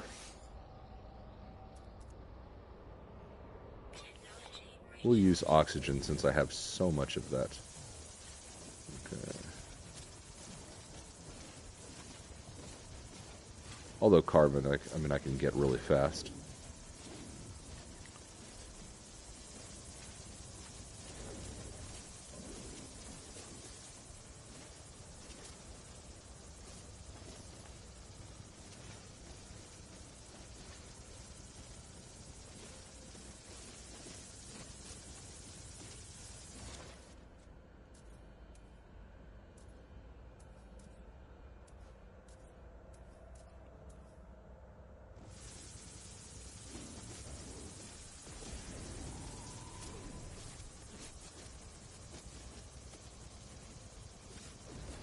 Oh yeah, that's the speed ticket right there.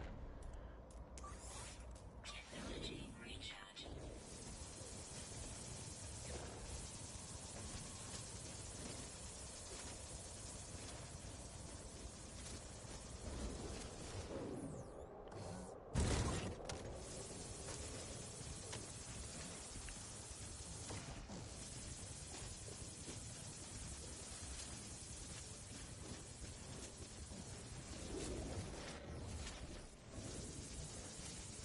Oh, this. Oh, dude, this flatten tool is so satisfying. Oh my god. Weapon charge depleted. How dare you? Technology recharge. How dare you run out?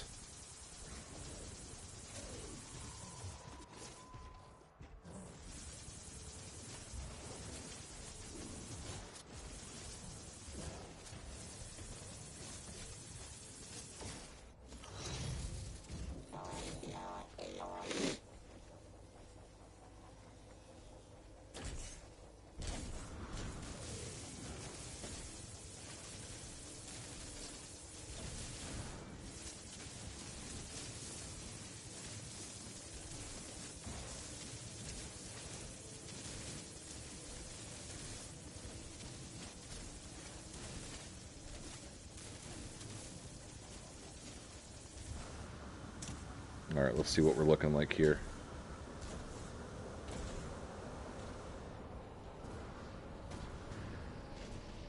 Oh yeah.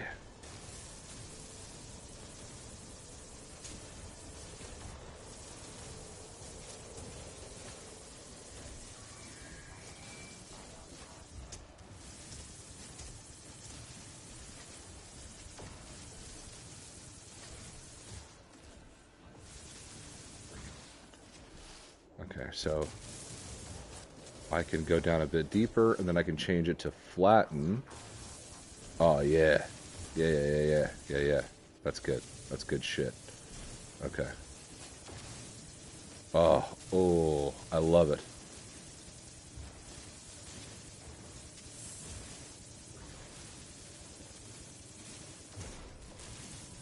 I am feeling some type of way right now.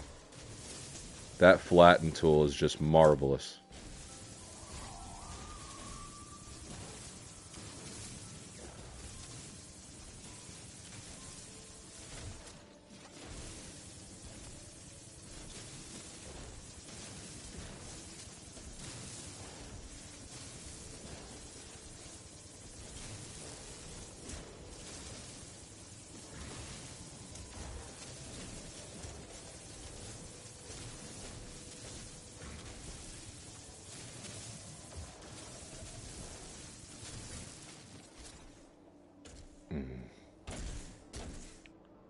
What is that? Oh, my freighter. I was like, what am I looking at? Okay. My guess is that the ProcGen sometimes creates issues like this. I know, they need to find a way to stabilize that. Right? Am I right? I remember back in 2016, I tried to get my sister to play No Man's Sky. One of the starting objective markers was below the sea, and every time she reached it, it moved to another location. Yeah, and that's right at the onset of somebody like trying to play for the very first time and they're dealing with that. You probably lose like a lot of faith and confidence, I'd imagine, in the game at that point, right? Please don't fall. Stay right where you are. Sticky. There it goes. I knew it. Okay. What's it going to take for you to find a happy home?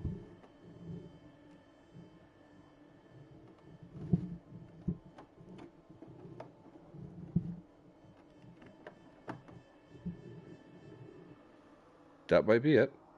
I might have it. I might have it.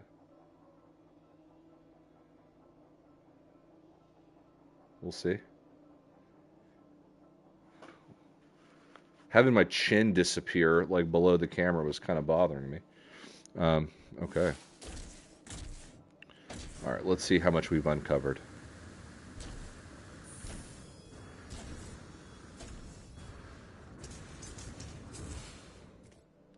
She never touched it again. Yeah, because once you have a glitch like that, sorry for hitting the mic. Once you have a glitch like that, it's you just don't have faith in it anymore, you know?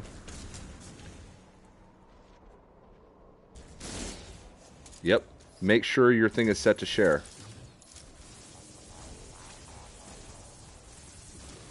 No, but just make sure in your settings. It'll tell you. Allow. It was set up, right? It is now, yeah. There you go. So everybody should be able to hear you now. I wonder if that's why. It's because on my PlayStation it wasn't able to share. I don't know. Oh, it's because I'm on Christy's PlayStation right now with under my profile. That's why. Probably didn't set hers up. That's why. I was gonna say, because mine should, but I'm not on my system. So, what up, everybody? Just want to make sure everybody can hear me right now in the chat, though, yeah? Dude, they can, because Remus just commented in all caps, hidden, exclamation point. What is up, hidden? Not much, man. Not much at all. Your voice is one not heard in a long time for a lot of people. Well, that'll change, man. I'll try to stream more, and I definitely am going to be doing some more flight streams on Twitch. I did do I don't know, 6 or 7 before. And I was digging those. I was liking them. Yeah, man. Well, you know, Boondock is playing a lot of flight sim, and I've been catching his streams. If you guys are not aware of that, Boondock has awesome flight sim streams, and they're very entertaining. I've loved watching every one of them that he's came out with. Phenomenal. It's like him and like 2 or 3. I think Iceman's been a part of it, if I'm not mistaken. It's like him, Iceman, Flurb. It's like a few guys that kind of and they'll all stream at the same time, and it's got kind of like podcasty vibes too. It's pretty sick. Oh, I think it's fantastic, dude. Every time I've joined in, I've enjoyed watching it. So if you guys are wanting to see some other cool flight sim streams, Boondock is a great one to go to. Fantastic. Bro, I'm trying to fully excavate this like place. It's probably boring as shit to watch, but like something just was like it made me want to excavate it. I don't know. And then there's this really satisfying like flatten tool Mm-hmm. on the terrain manipulator. I'm digging it.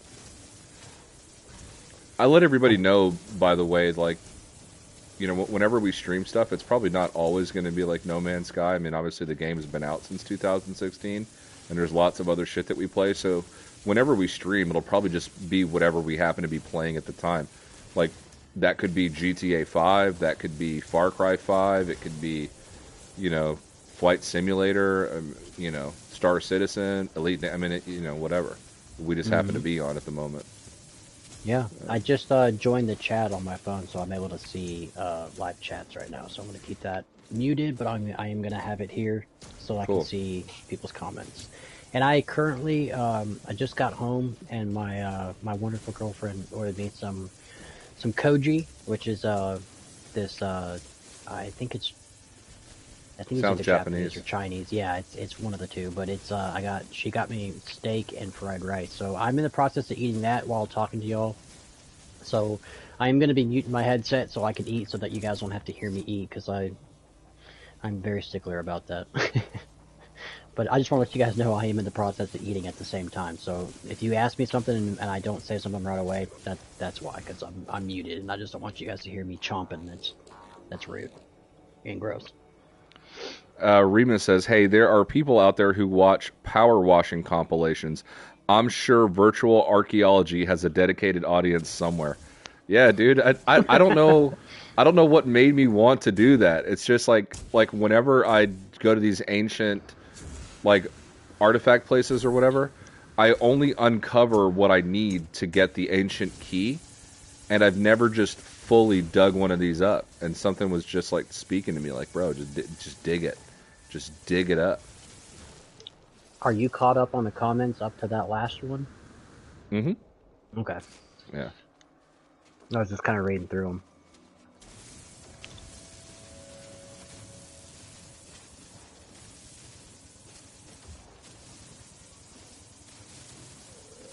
Yeah, bro, it's legit not letting me get to that next artifact segment. There might be a way to... It's a glitch? Is it a glitch right now? It could be a glitch, but it's built along a slope, and there might be maybe a way to get up underneath that somehow, like via a cave, but it's not letting me mine below it, so I think it is a glitch. Do we have any news? I've been out of the loop a little bit. No, news? News on any new update No Man's Sky coming out? Any like new update coming out? Anyone got any Not that I've been on the anything on pulse with. Yeah, does anybody out there have anything that they've heard? But I've not really kept up with the speculation. I know Captain Steve has had a few ideas, and I've been watching his videos on it. Is anybody out there excited for Starfield that's supposedly dropping pretty soon? I know you are. I know I am. A matter of fact, a couple people in the chat earlier were talking about Starfield. I had to make sure that they were on the same page as we've been, that not to expect like a space sim. It's going to be like an RPG that takes place in space. And everybody was like, yeah, that's already what they're expecting, basically. Yeah. So, but I've also heard testers coming out saying that it's more than what they expected it to be. What that means, I don't know. But I am a huge fan of Fallout series. One of my favorites is Fallout 76. I know it had a really rough start, but over the years they kind of pulled off a No Man's Sky where it just became a more playable game. And going back on 76 has been a lot of fun, especially since all these updates. So I'm a huge fan of that, but I am looking forward to Starfield, and I'm not expecting to launch off a planet and go straight to space like No Man's Sky, although that would be completely awesome.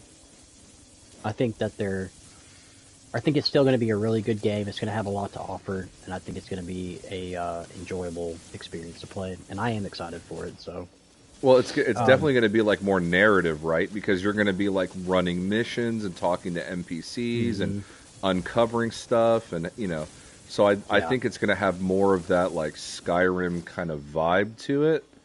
yeah, like But Skyrim and Fallout like had a baby, and out popped Starfield.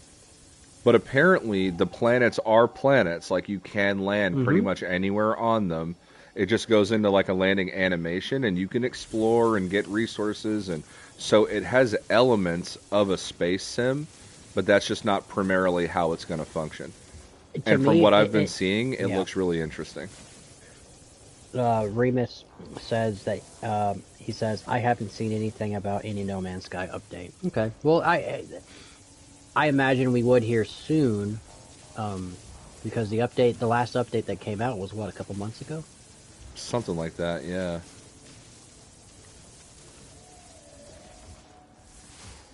Once you start seeing Sean Murray get really chatty, then you know Mm-hmm. something's going to come. Always.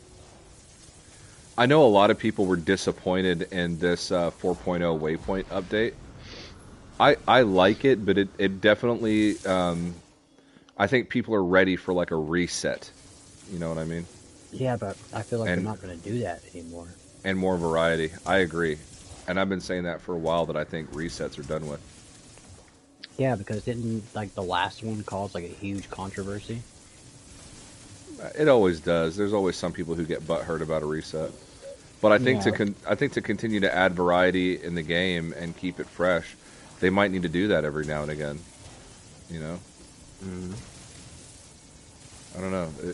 But I don't think that they will. I think that the nuts and bolts of the game are where they want it, and they'll just continue to make additions to this. Yeah. But You we'll know see. what game I'm most excited for? Aside Starfield, is a game. I don't know if anybody's heard of it. It hasn't been getting a lot of attention. It is a free to play. It's called Arc Raiders. I don't know if anyone's heard of it. If not, look that game up. Look at the trailer. It is going to be awesome. And like I said, it's a free to play title. So a lot of these free to plays, bro, are getting to be really good. Like really good. Well, It because used to not be like that. it's because it was too microtransaction-y before they were cash grabs. A lot of them were like pay to win. They'd have all these different aspects to it. I think Fortnite probably is the hmm best example It of a paved the free to way play for done right. hmm Because other than the Spider-Man being able to web upside down thing that they added, which people were exploiting by hanging upside down in a room and fucking sniping you, other than that, none of the like everything has been cosmetic. Nothing gives you a tactical advantage or like an advantage in the game. And so you can either play entirely for free, never spend a real dollar the entire time, and compete at the same level as everybody else, hmm or if you just want new outfits or. So I think that as long as the free to play model gives people just a good gaming experience and they don't have to buy shit with real money to succeed or have a good time, then I think free to play is. Here's the reality, and I know people are going to disagree with me. Games are too cheap. They cost a hmm lot to make between the Yep. voice actors and the cinematics and the The motion mocap. capture performances and hmm having to have a studio, the size of the development teams, the amount of time and effort that goes into them. Even Yep. some of the games that aren't so great still have an absolutely massive development cycle and cost a lot of money to produce. And we've been paying $70, $60 for 10 years, you know? hmm And meanwhile, everything else has gotten more expensive. Gas, water, the movies, Literally everything. food, eggs. I mean, literally everything has just gone up in cost, right? And we're still paying $70 for a game. Also, the hardware hasn't jumped up that much in price, right? You can get a hmm PS5 for $500. You know what I'm saying? And there's no way that they're really making money on the hardware. They're not really turning much of a profit, if any at all, on the hardware. So they're making it off of all the software stuff, off of the games, the accessories, peripherals, that sort of thing. And the games are too cheap. So I like the idea of a free to play because instead of the developer having to raise the cost of a game to, let's say, 80, $90, which makes it unapproachable for most people. Yeah, You can agreed. download the game for free, and you just continue to update and add features that attract people who do have the money and who can invest the money to make purchases. Like in Fortnite, bro, I've probably spent $100 on that game or more. Oh, for sure. You know, uh, But it's been and in it's increments. It's been at a cost to what you want. There's not every day I sign into Fortnite and go to that item shop and buy something. right. It's to the point where it's either got to be a really awesome gun skin because I want that jacket, or there's a really cool character. But I'm not having to shell money into that game every day that the store Right. drops. You know what I They're mean? So they're it's they're like gonna they're gonna it's in get the money increments. from you. They're And they're gonna then make their money. right, right. Um, they're gonna continue to provide an experience over time. So it's the best of both worlds because they're able to earn more money from the game. Customers can choose how they spend their money in relation to that game. Yep. Some may not spend any at all. Some might spend a whole bunch, and it's better for the studios. That's why the new EA Skate game, for example, is gonna have a free to play Be a free to model. play. Yep. Also, think about it. Like they're gonna have real skate brands in that game, right? That's licensing, right? That's Yep. exposure for those brands, but that's also licensing for EA. So, like, what better way than if you want that brand of that custom shoe or whatever the case is, you just buy it yourself, with your own money, and there you go. You have this cosmetic, I would right? rather real life brands be in No, video that's games than like a knockoff, yeah. personally.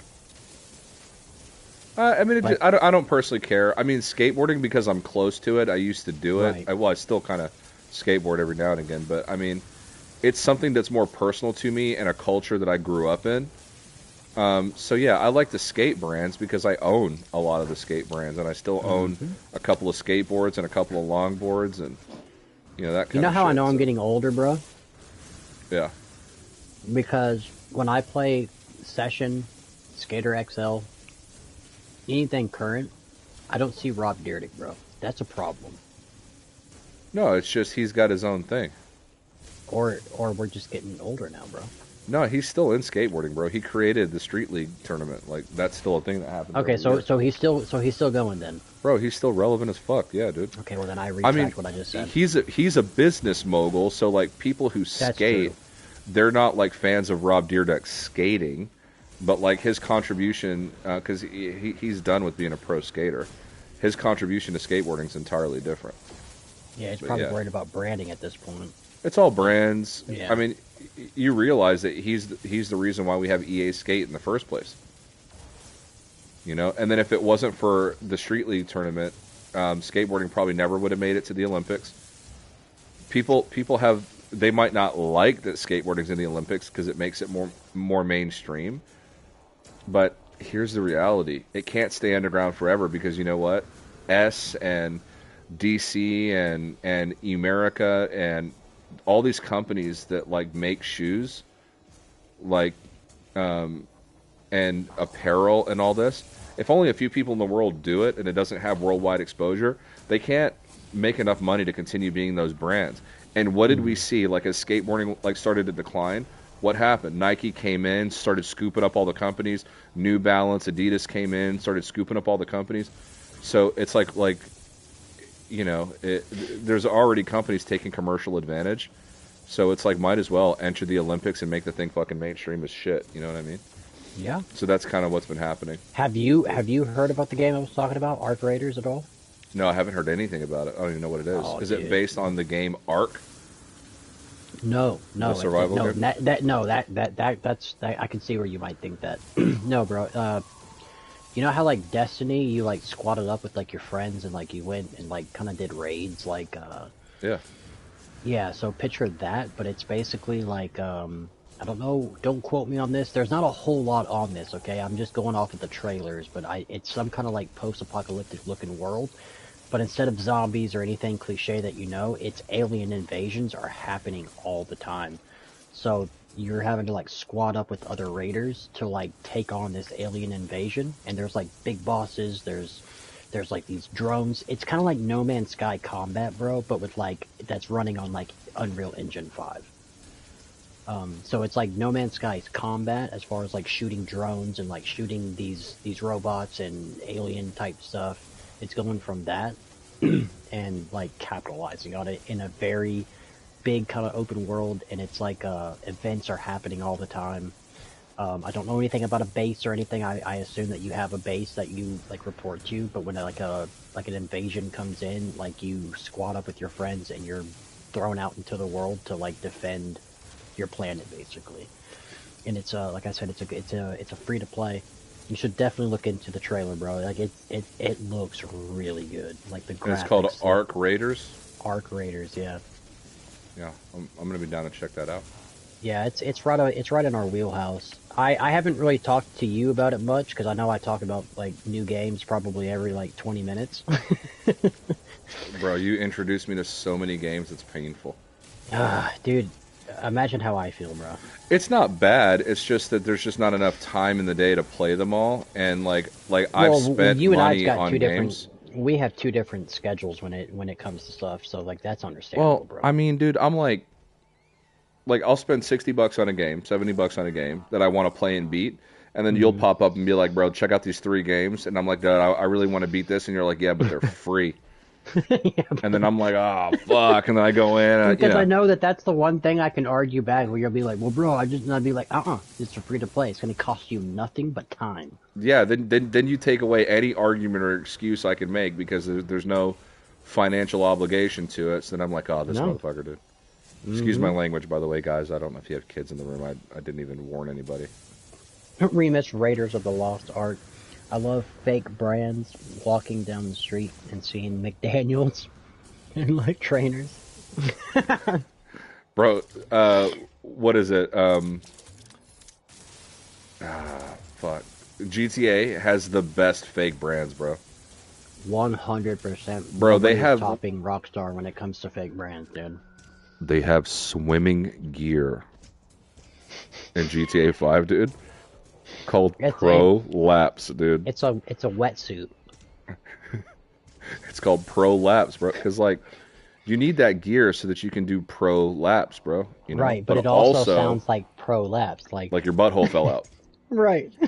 Yeah. And you know that they did that on purpose, bro. Like 100%.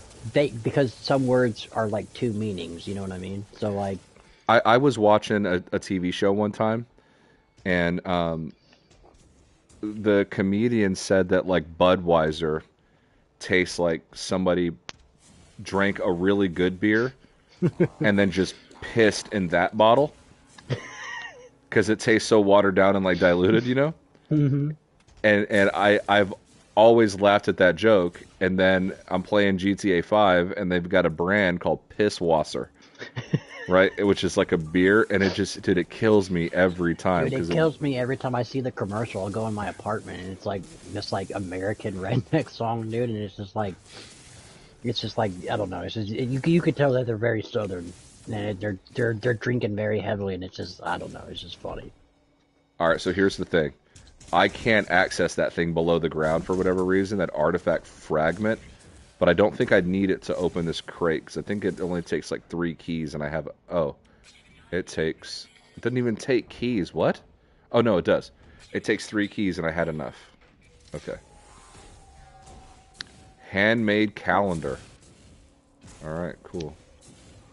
Another good card that they came out with, a good name of it was called Vapin, and you know what that's referencing. Probably. Yeah. All right, What let's does see this Vapin here. sound like? Sounds like fapping, dude. Right. Take out the V and put an F there, and Uh, that's basically what the card is called. What else was another good one that we saw and we fucking laughed over, bro? What was it?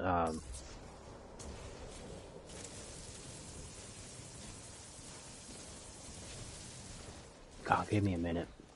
oh, I mean, there's been a couple that have just absolutely murdered me, dude. It literally killed us. I know the Gooch was one of them.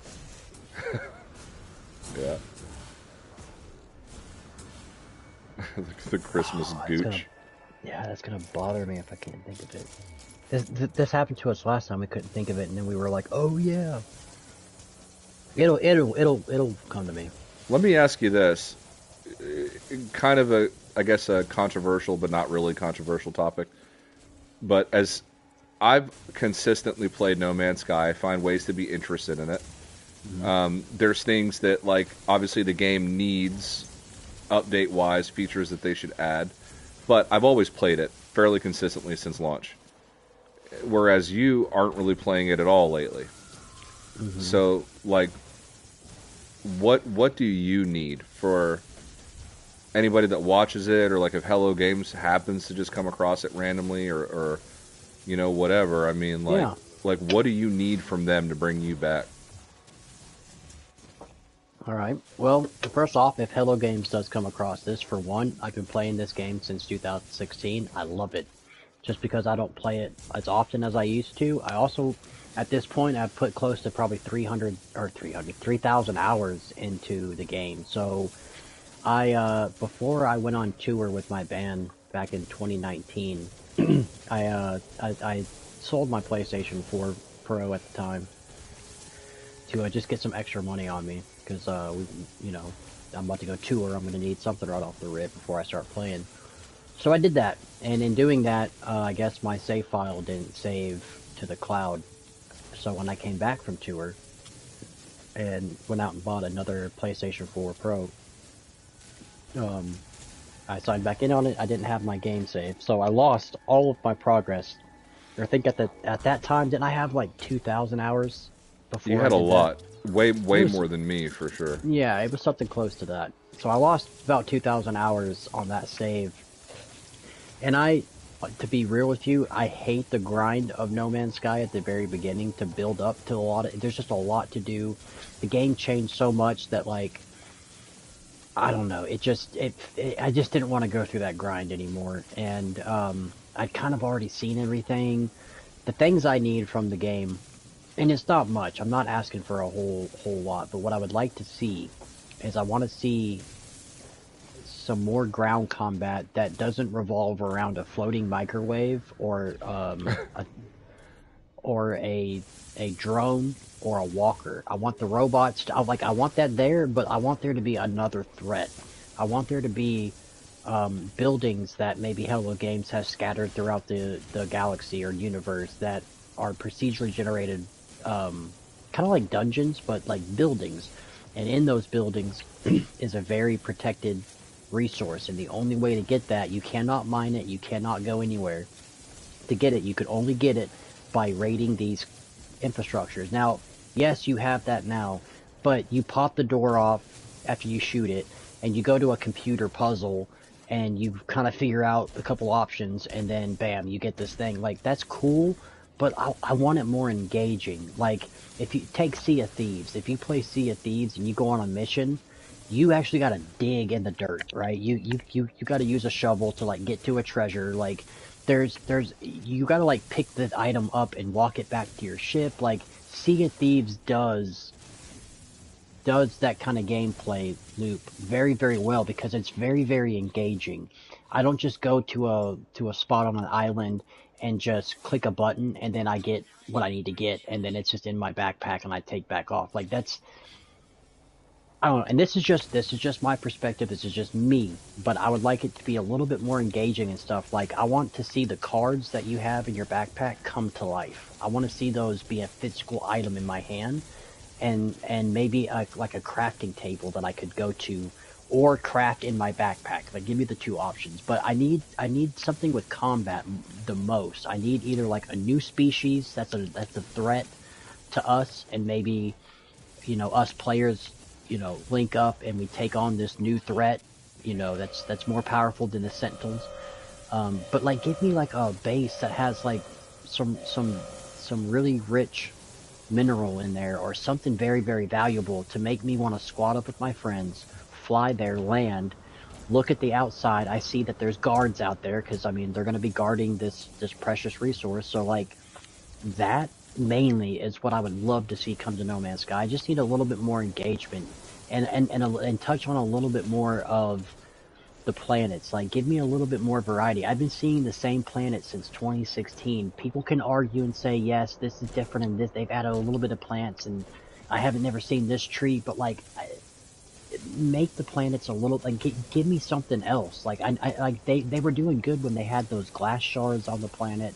That was really cool. Like, those really kind of rare planets are awesome, but maybe touch on that a little bit more. Give me a little bit more variety and exploration and combat, and I think I would come back, bro. If I could, I mean, like the freighters, the desolate freighters, off to a great start. It just needs a little bit more of a threat in there. I want to be able to like go buy a gun and like add weapons to this gun that I'm going to take into account to go to this derelict freighter and squad up with people and go do. Like, I just need a little bit more on combat and give me like a normal kind of threat. Like, go play any other video game, Far Cry 5, Fallout 76, name it. Those, and there's a very wide variety of enemies. Yes, you're doing the same thing, but it varies between, you know, all the different kind of creatures. I think a little bit of that, a little bit of adding some more kind of just like explorational kind of stuff and kind of overworking the planets a little bit. Just give me a little bit different feel. I feel like I've been doing the same thing. No matter how many times they pull out an update, it's like the same loop. It's just with like different sentences or maybe a different order. And it's just like, I've done that so much, dude. Like, I'm kind of tired of it. I want something drastically new to come to the game. I know that was a lot to say. I'm so sorry, but that's how I feel. That's what No, I've been playing since 2016. That's why I wanted to ask. Yeah, I just wanted to. That's just kind of it for me. I'm not speaking for everybody else, but I think those things. I think the game is great. I think it's great. I think it's grown tremendously. I love to see this many people coming back to the game, but I just want something to feel new. I guess is what I'm really trying to say. I want something to feel new come to No Man's Sky that I haven't seen and nobody since 2016 has seen. I want to be able to see that and be like, yes, that is brand new. I'm jumping back in right now. I'm hyped. I'm gigging. And that's all I gotta say. I know that was a lot, but No, that wasn't a lot. I was curious, you know, and would you agree with any of that? no, I do. I mean, I find things to do in the game, but it's not like I get enjoyment out of it, but it's different. It's different. I need more. It's the best description I've ever heard of No Man's Sky is that it's infinitely wide, but it's shallow. Mm-hmm. Like, there's not a lot of depth to it, and I've always thought that I would rather have less planets and more variety, or things be more rare or difficult to find. The combat, the only thing I disagree with is like I didn't get into No Man's Sky for combat. That's not why I bought the game. So I don't really need that. But I need more exploration for sure. I need more things to see, more things to find, more things to do. You know, like when I was playing Star Citizen the other day, like one of the things that tripped me out about that game is like when you're pulsing, or like what would be the equivalent to pulsing in No Man's Sky. When I was doing that, I could just get up from my cockpit and like walk around my ship. You know, you can have like multi-crew experiences. Yeah, like that's in that game. That's really cool. Yeah, stuff like that. Like, yeah. And I get you're not going to get that in No Man's Sky. Yeah. I would like to see 2 passenger ships though. I would like to see. Well, if I mean, I'm even stranded somewhere and I can't call my ship for whatever reason, or like I don't have enough gas to Right. get off, it would be cool for like somebody to like land near you and you be able to jump into their passenger ship and they can take you wherever you got to go. Well, Elite Dangerous has had that since like PlayStation 4. I mean, they've had that going like way back, where they've got multi-crew ships where somebody can jump in the ship with you and you know, help you while you're piloting. They can man your guns, or you know, whatever the case is. Like, I think things like that add more cooperation in the game would go a really long way. Like, I've got this freighter, right? And it's just a base in space. And I'm fine with that if that's what it is, right? I wish I could fly it. I think that would be more interesting, other than just picking a destination for it to warp to. But, like, I'm okay with it, like, in its essence, right? But then now I have this frigate fleet. Okay.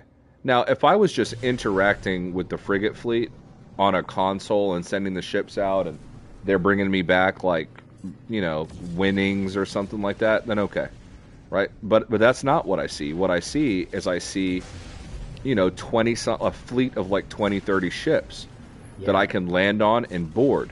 Okay. Well, you can only fly one ship at a time in No Man's Sky, but there's 4 landing pads to choose from when you go to a frigate. So why does my frigate have 4 landing pads, right? Well, the game originally, you could have 4 players in a lobby, then it was 8 players in a lobby, then it was 16 players in a lobby, and so on and so forth. So now I've got this thing that would be a perfect multi-crew vessel that I can't use, right? That friends can't pilot, that they can land on but not really do anything. And so that's just kind of where I'm at with it. Oh, now I gotta fucking fight these pirates. But it's stuff like that. Like, if they enhanced the exploration and added multi-crew capabilities, then the ships would make more sense. Like your frigates and stuff like that would make more sense. Right. No, it would, and I have all the confidence in the world that they're still not done adding the game, man. So like, I will always keep my eye out for what Hello Games is doing and what they're creating. I think that they have done an absolutely phenomenal job, starting out with the small team that they had, the journey that they went through to build the game, and then go through that flood and have to change studios and then build back up. Right. They clearly have a passion for the game. And I can appreciate that, and I do love that. I would literally get a No Man's Sky tattoo on me. That's how much I love this game still. Yes, I don't play it a whole lot, but I'm kind of in that period where I'm waiting for something very new to come back. Every time they've dropped an update, I've came back to the game to check it out. I've never had an update come out and I've just been like, I'm over it. I'll never be over No Man's Sky.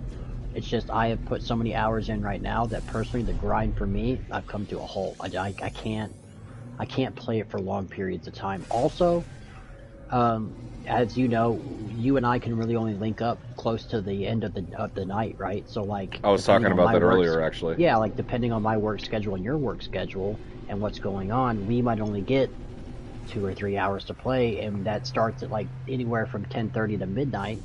So when you want to play that game at 11:30, 12, and I've worked all day and my body's starting to wind down, that ambient music, bro, can really put me down for the count. Like, and I'm not one to fall asleep very easily, quickly like that to like video. There's something about those sounds and just how chill everything is.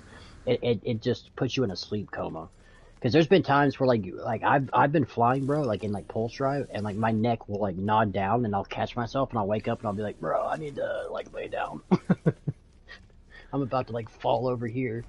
My worry about this game is that there's other games that are gonna get ahead of like Hello Games. They have a roadmap, and they've been drip feeding us feature and update and so on and so forth.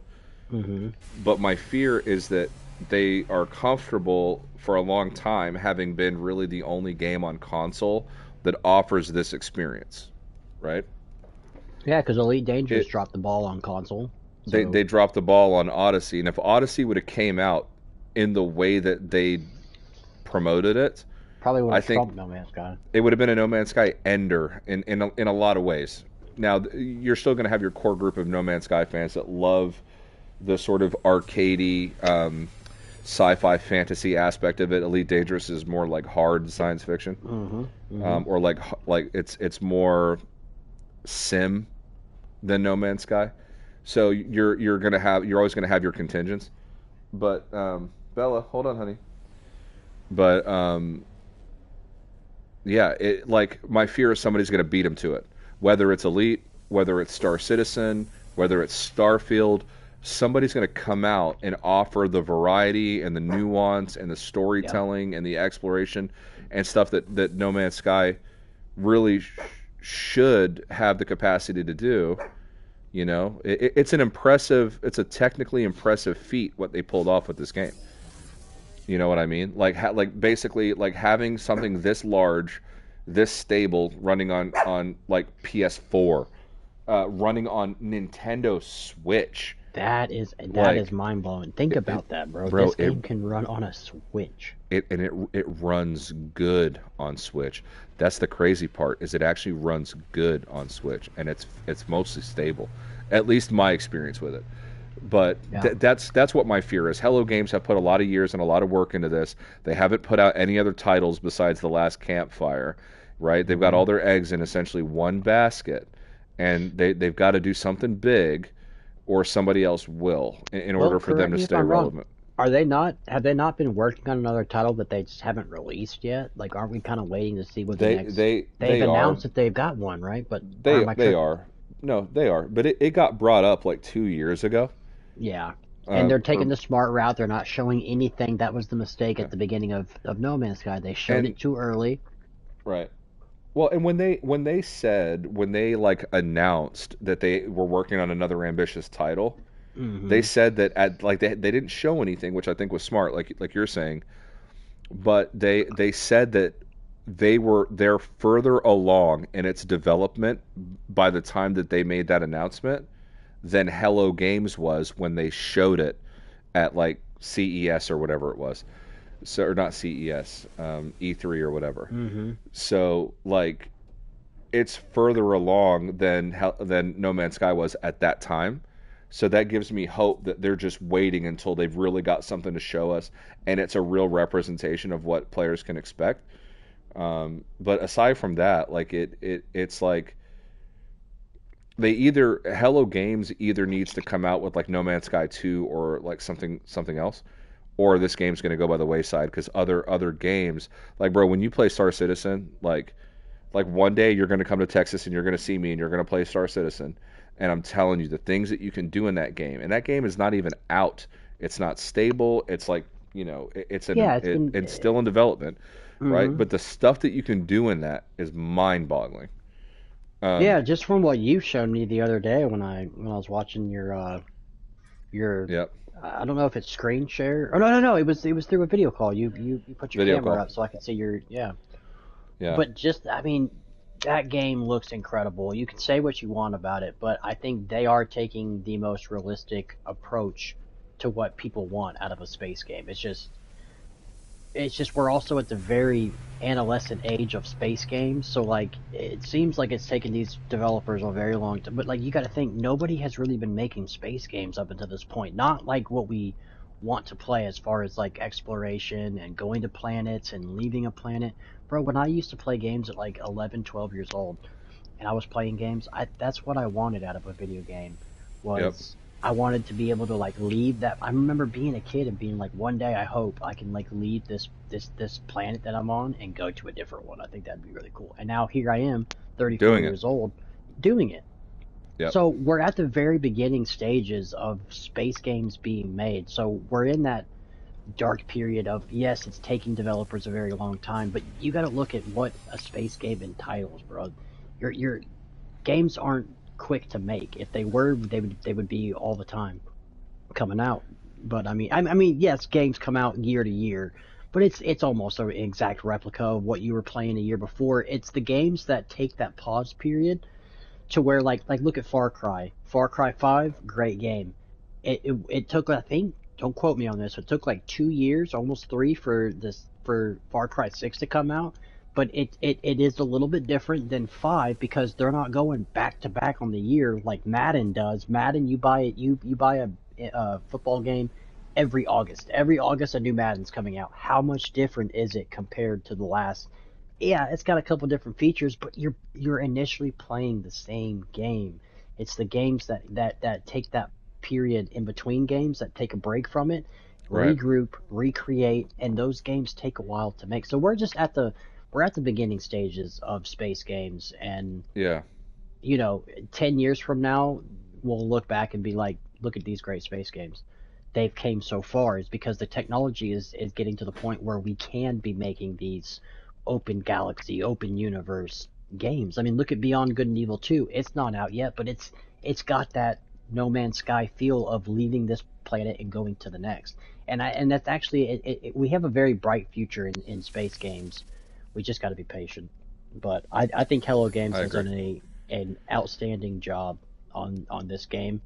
Oh, and 100%. they should be very proud for what they have created and what they have stuck with. And dude, I a thank them. couple of people in a closet somewhere in England Hmm. did what no major game developer had been able to do for a long time. Yeah, there were Yeah, space sims and stuff on PC, but not like this. Like not with planets as detailed that you can explore fully with caves and underwater systems and not I only mean, that, dude, but the guy that created yeah, this, Sean Murray. Where does he come from before working at had Hello Games? What does he he worked at do? You EA, I know? think. Yeah, and he worked on Burnout Paradise, I believe. Yeah, he worked on game engines. Right. So, So a employee that just did a card game like that turned around, makes his own company, and then skyrockets, literally after skyrockets. after making a fucking mobile game where you're a Hmm. cartoon stuntman on a motorcycle. Like Yeah, like they nothing shows that hey, we're gonna be doing a space game. Comes out of yep, nowhere, very ambitious. They drops executed it. drops an iOS game on Hmm. iPhone, okay?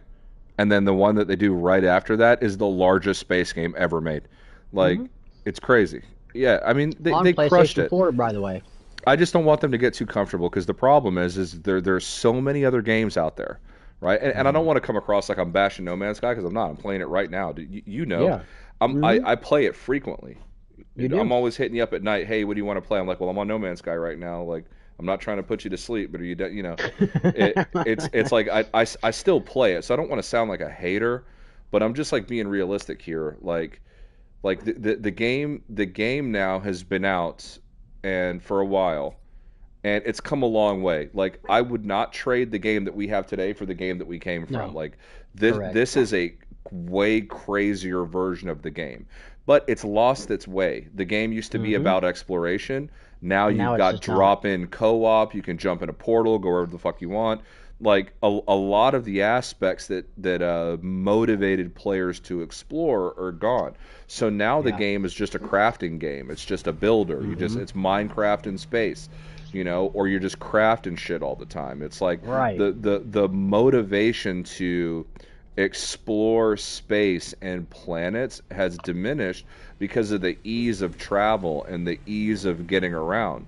And I think that it's gonna finding that thing, right? Like if you're just playing No Man's Sky for the first time, you're gonna be hyped on it. You're gonna love it. Hyped. You're just playing Yeah, it for the you'll first love time. it. But if you've been Charlie, playing since 2016, you might still love it, for but what? you're deep down inside waiting for that new element to come to No Correct. Man's Sky that's going to Yep. hype you up again because I've jumped in numerous updates and it's like, yes, it's added this and that, but if you really look at the big picture, it's the same shit you've been doing since 2016.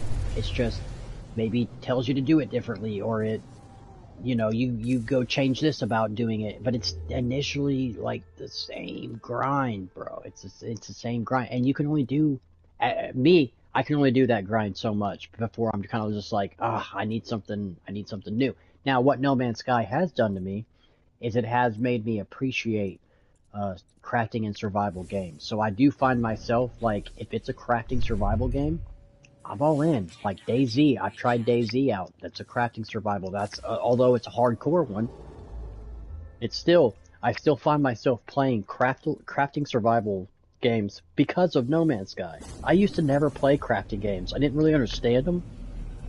I Right. just never really got into them until No Man's Sky. No Man's Sky made me realize I do like crafting, but like I said, I wish that it wasn't just a card-based system, and that they would let me like take that antimatter. I want to see Well, that antimatter holding think in my think of hand. this. Think of this.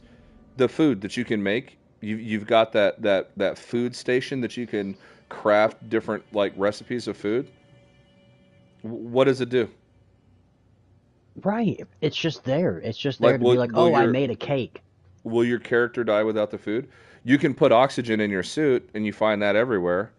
You can use dihydrogen jelly and make a life support, module. You can, Mm-hmm. there's no real danger. There's no real risk. I mean, yeah, you can play permadeath or Sure. there's other game modes that are like more difficult. Mm-hmm. They've even given you the ability to customize your difficulty in the game. But like, there's no consequences. Like, why add the ability to make food if it doesn't do anything? Like, or what about the egg thing? That's really cool. You can get different creatures, they lay eggs, and you can crossbreed them, and that's That's cool. genius. That's like my favorite fucking thing. I'm sorry, I didn't mean to drop the F But bomb. but That, but that is one of to my favorite to things what about end? the. To what Well, like what does it actually do? And that's it the does thing. Like, yeah, nothing. it does You're nothing. just making a creature, and then the road stops Yeah. there. And you've You got a might be able to go companion. ride it. You pet That's it, it. you feed it, but then like that's it. You know, it doesn't defend you. It doesn't attack enemies It's not with a you. It doesn't. long-lasting feature. It's nothing that you're Right. gonna like. You're not gonna be sitting there after like tomorrow when It you gets wake up. You're not boring gonna be like, really oh, quick. right. You're not gonna be like, I can't wait to go freaking Hey, hatch an egg. hold on. I got to catch up on a comment, and then Isla just walked in the room, so that means she's done with her test. So give me Okay, 1 second. Let me check in with her. absolutely, sure. Remus says they got to add something to make you commit to exploring a single star system or planet for a while. I've been saying that forever, and I agree. Hidden, keep the chat busy on that topic. I'll be right back. Okay.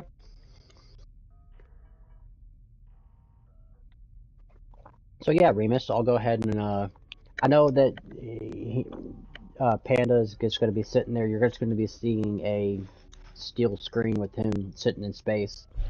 So I'll try to just talk to you guys and keep it engaging. But oh cool, he is going to continue to fly at least. So you got that. But yes, the single player I feel personally could be a little bit better. I know that there is a story. There is, that has been reworked. But I'm with you, Remus. I feel like they really need to add something, like something just new. I don't care what it is. It needs to be something that none of us has seen since launch. It's it's ambitious and it's a huge feature that would make people like me who's been playing since 2016 to come back and actually like really enjoy the game because I have gotten my enjoyment out of this game 100%. I've played for many years. Um, I'm just at that point. I'm just at that point. I just need something. I need something new. And I don't know if anybody's played Sea of Thieves, but that's why I like to reference that because that game is. It would be very boring if it wasn't engaging. But Sea of Thieves is an engaging game, and I would like to see No Man's Sky get a little bit more engaging as far as the crafting, like having the stuff like the stuff you see for your backpack, like the antimatter and the warp cell, just all the pictures you get in your backpack. I just would like to see those be physical in my hand and craft those together and make a warp cell, and then hold that warp cell and walk to my ship and be able to like hold square and put these warp cells in the side of my ship.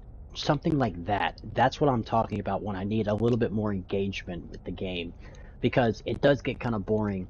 It's almost like I'm playing a card simulator that I'm just walking around in this world. I'm just using these card pictures to craft this together to get this, and I get it. I just wish it would just be a little bit more physical and a little bit more engaging with a lot of that stuff. Because I mean, like, look at cooking. You kind of physically see that being cooked, like it's in the cooker. So like the food kind of is. It's just that's just what I personally would like to see from the game. But I do want to hear from you. What are some of the things you guys want to see that you're wanting to see from the game that you haven't yet? Comment below. I will read it and we'll talk about it.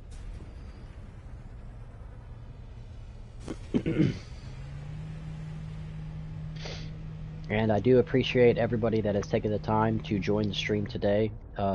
Panda and I both are trying to get more into streaming a little bit more like we used to. Uh, it's just both of us are in our 30s and we've got jobs and girlfriends and wives and daughters and just life.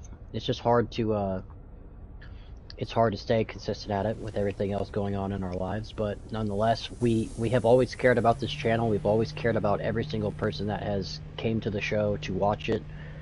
So I just wanted to say, while Panda's not here, I do appreciate, even though there's 5 of you guys here, I mean, without 5 here we would have nothing. So I appreciate all 5 of you for tuning in today and coming back to the Hidden Panda Show. Remus says, I'm in the same boat, my friend, after the next update. Nothing has blown my hat off, not to say that the updates are bad. Exactly. And that's how I feel, Remus.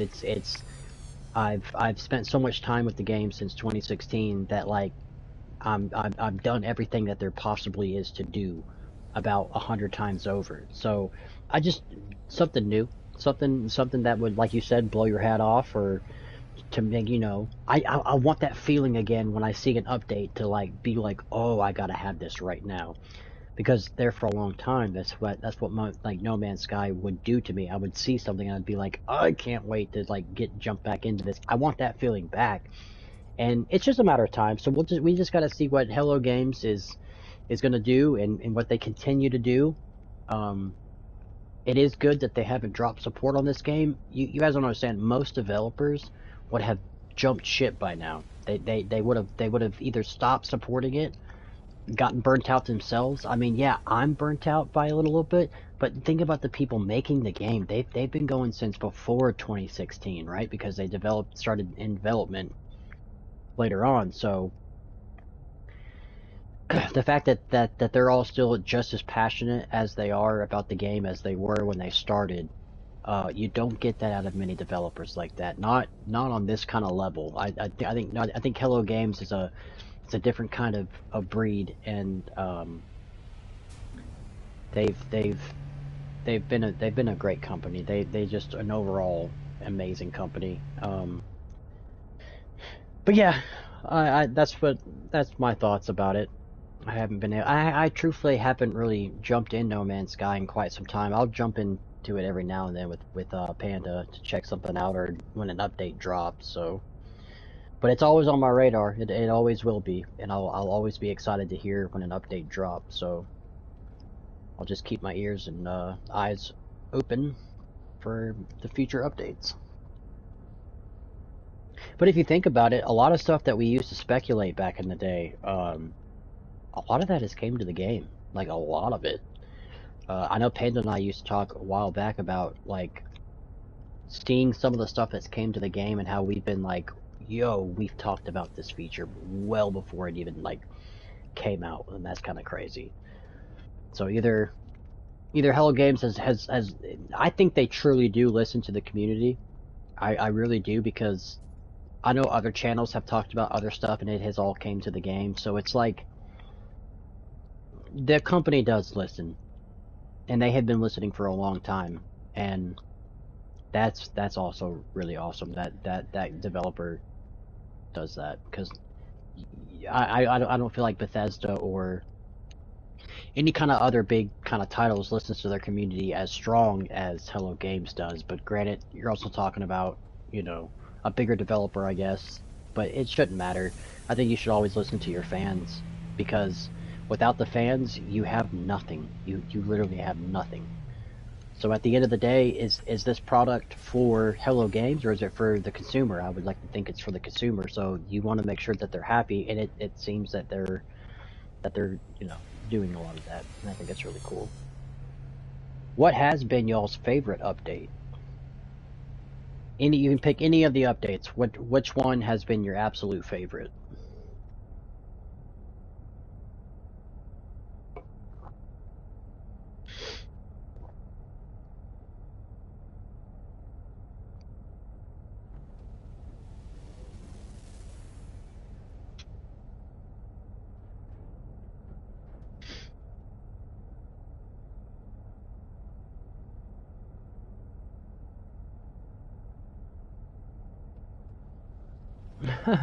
Remus says, I'm going to be old school and say Foundations.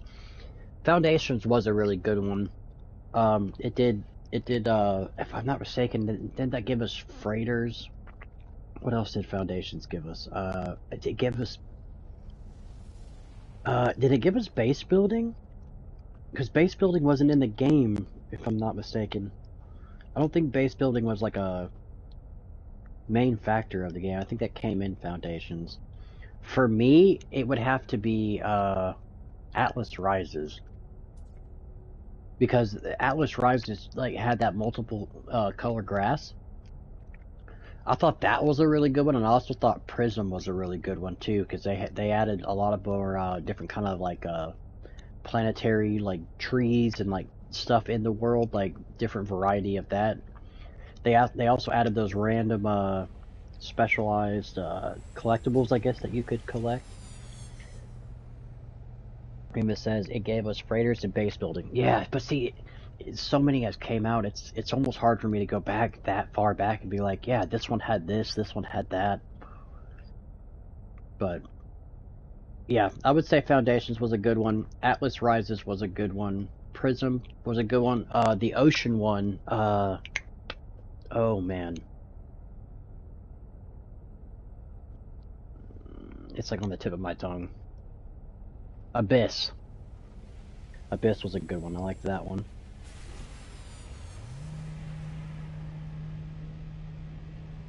I can't even think of all the updates, man. They've had, what, are we at like 1920 right now? Can anybody count them? Yeah, Abyss, yeah. Okay, I was right. I thought that was a cool one. There was a time, I don't know, since you guys are some OG players, uh, do you guys remember, I don't, and somebody help me out with what update this was, but you could go into like a cave that had water, and you could just start putting down regular base parts, and you could build regular base parts in caves underwater. And then they took that away and changed it, and then gave us base building parts to go in the ocean.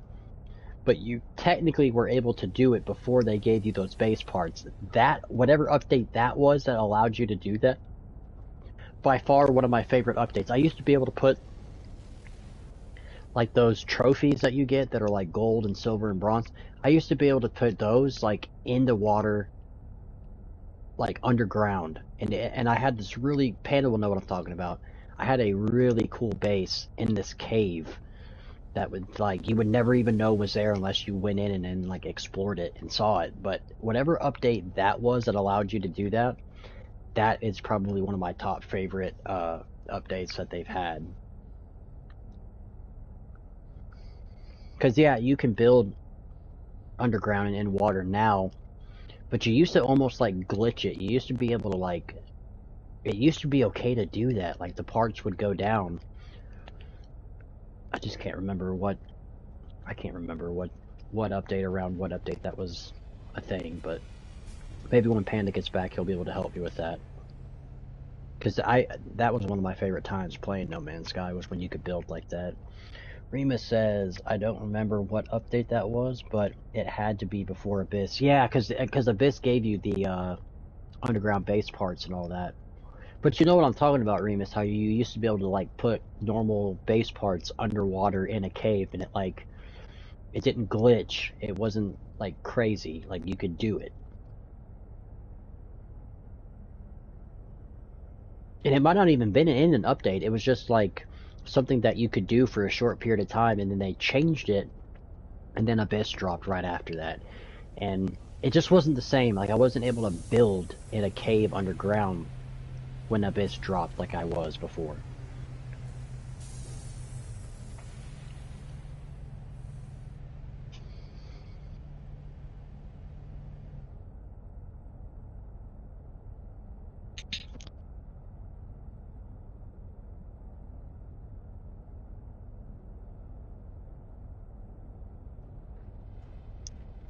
So what are some other games that you guys are currently playing right now besides No Man's Sky that you're enjoying?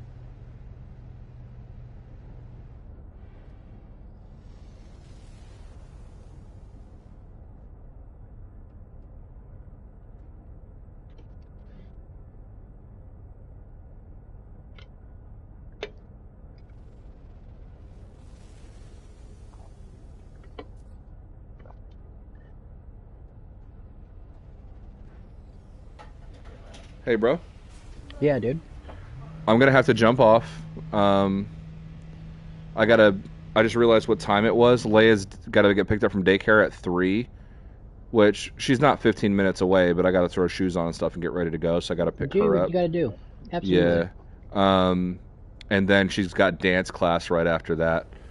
But thank you for holding the chat down and keeping the conversation going. I'm just kind of reading through what you guys were talking about here about. Yeah, it's harder to do that when you don't have any control over the screen. I So know. I appreciate you still flying around and at least keeping some activity on there while you were busy, because I understand you were. So Yeah. Well, and you got to think about it this way too. People like listen to podcasts or like watch videos of hmm podcasts. I mean, nothing's going on. It's just people talking. yeah, But everything um, everything good. not exactly. I'll tell you about it later. Yeah. Okay. Um, but let's just say that we're in the same boat over here that you're in. No. Yeah. And then we're gonna go pick up Leia, Well, take her to dance let her know class. that my test didn't go as planned either, so she's not alone. You know. I will. I will. Yeah. Um, guys, I'm about to end the stream. Hidden is or has streamed Flight Simulator over on our Hidden Panda show on Twitch. If you're not following us on there, you would have missed those like recent streams. So just go ahead and follow us over on Twitch at the Hidden Panda Show. If you're watching this for the first time, or after this has been loaded to YouTube as a VOD, like after it's live or whatever, like just drop a like, subscribe to the channel. Just really, I don't care if you thumbs it down. Any activity helps, right? Mm. But just yeah, follow us. Give us a subscription on YouTube. Follow us on Twitter. If you like Flight Simulator or that's something that interests you, every now and again, Hidden streams that over on Twitch, and there's like themes to it. So he's usually going from like one destination to another, and then picking up on another stream from that destination, going to another one, and kind of has like a route, kind of like planned out.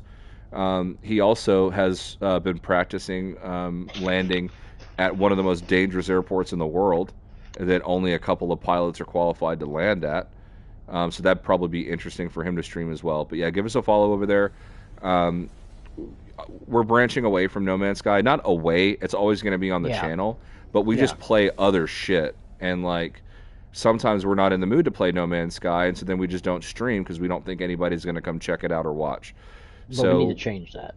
yeah, we've got we play and have funny moments and a lot of stuff. Like Hmm. dude, Far Cry 5, the arcade yesterday, that like spaceship Bro, how and was that, bro? bro, like and that Die Hard level and like just Hmm. some of the conversations and shit that happens in the game is like just hilarious. So like there's gonna be more stuff. We've always wanted to stream like a variety of content and just like never got around to it. So we're just gonna start doing that. So I hope you continue to visit and like support the channel, and Absolutely. not just come here when it's No Man's Sky that's going down. And like I said, check us out on Twitch as well. If Twitch isn't your thing, I get it. But if you do have Twitch and you're over there, like like funny Stop imps or by, say whatever, hey. stop by, drop a follow, and just Yeah. expect some streams over there. If it's going to be Microsoft Flight Simulator, it 100% will be on Twitch because you can't stream to YouTube from an Xbox. Hmm. And that's But what I play it on. we might go back and forward between Twitch and YouTube anyway. Like, let's say that we're both playing the same game and we want to stream it, then one of us might stream to YouTube and the other person might stream from Twitch, and then you've got two different places to watch it, two different angles, two different perspectives. If you're on a computer, you can have the Twitch one pulled up and the YouTube one pulled up, and you can see the game from my view, from Hidden's view, like whatever. Just different shit like that. But yeah, so please, if you're on both platforms, check us out on both platforms. I got to go pick my daughter up. Hidden, it was awesome for you to join in the Yeah, chat. man. Thank you for letting me People jump haven't on. heard you in a long time, and they always get a trip like when you jump in. They love it. So That's awesome. um, That makes me happy. It was fun talking to you guys. Remus, yeah. as always, man. I know the catfish are huge. That's terrific. And Remus says, "See you guys later. Things will start to look up, so keep up the good work." No, I appreciate it. And guys, like literally, big shout out to like bro, immediately when my stream went live, dude, I had Daniel Hipley, Stark Wolf, John John Hall, Hall, yeah, Sword, Remus, Funny Imp, like literally all the people all the that used to come classics. to all the classics, Yeah. dude. They were there. So it And warms that my means a heart. lot to us, guys. So Even yeah, though, we're not a super huge channel, it's not for that. I'm not here to have like, this and that. I'm here to just link up with the people that yeah. enjoy what we do and talk to us, and that means more to me than numbers. So thank you Yeah. for everybody that tuned in. And I the mean, dude, reason why, this we last thing I stream want to like say, once or twice a year. So the fact that they all right, that showed the up fact is that they crazy. all come back, yeah, they always do. So, and you guys are all loyal, and we do appreciate that more than anything. And I look forward to seeing you guys when we jump back on. Yep. Oh, and then what? Sorry, I had interrupted you, but what was the very last thing you No, wanted to no, say? that was what I was gonna say. That was it. I was gonna Okay. talk. Yeah, I was gonna talk about it. Leave it up to Panda to make it fucking awkward. No, dude. All right, guys. Take care. Thank you guys.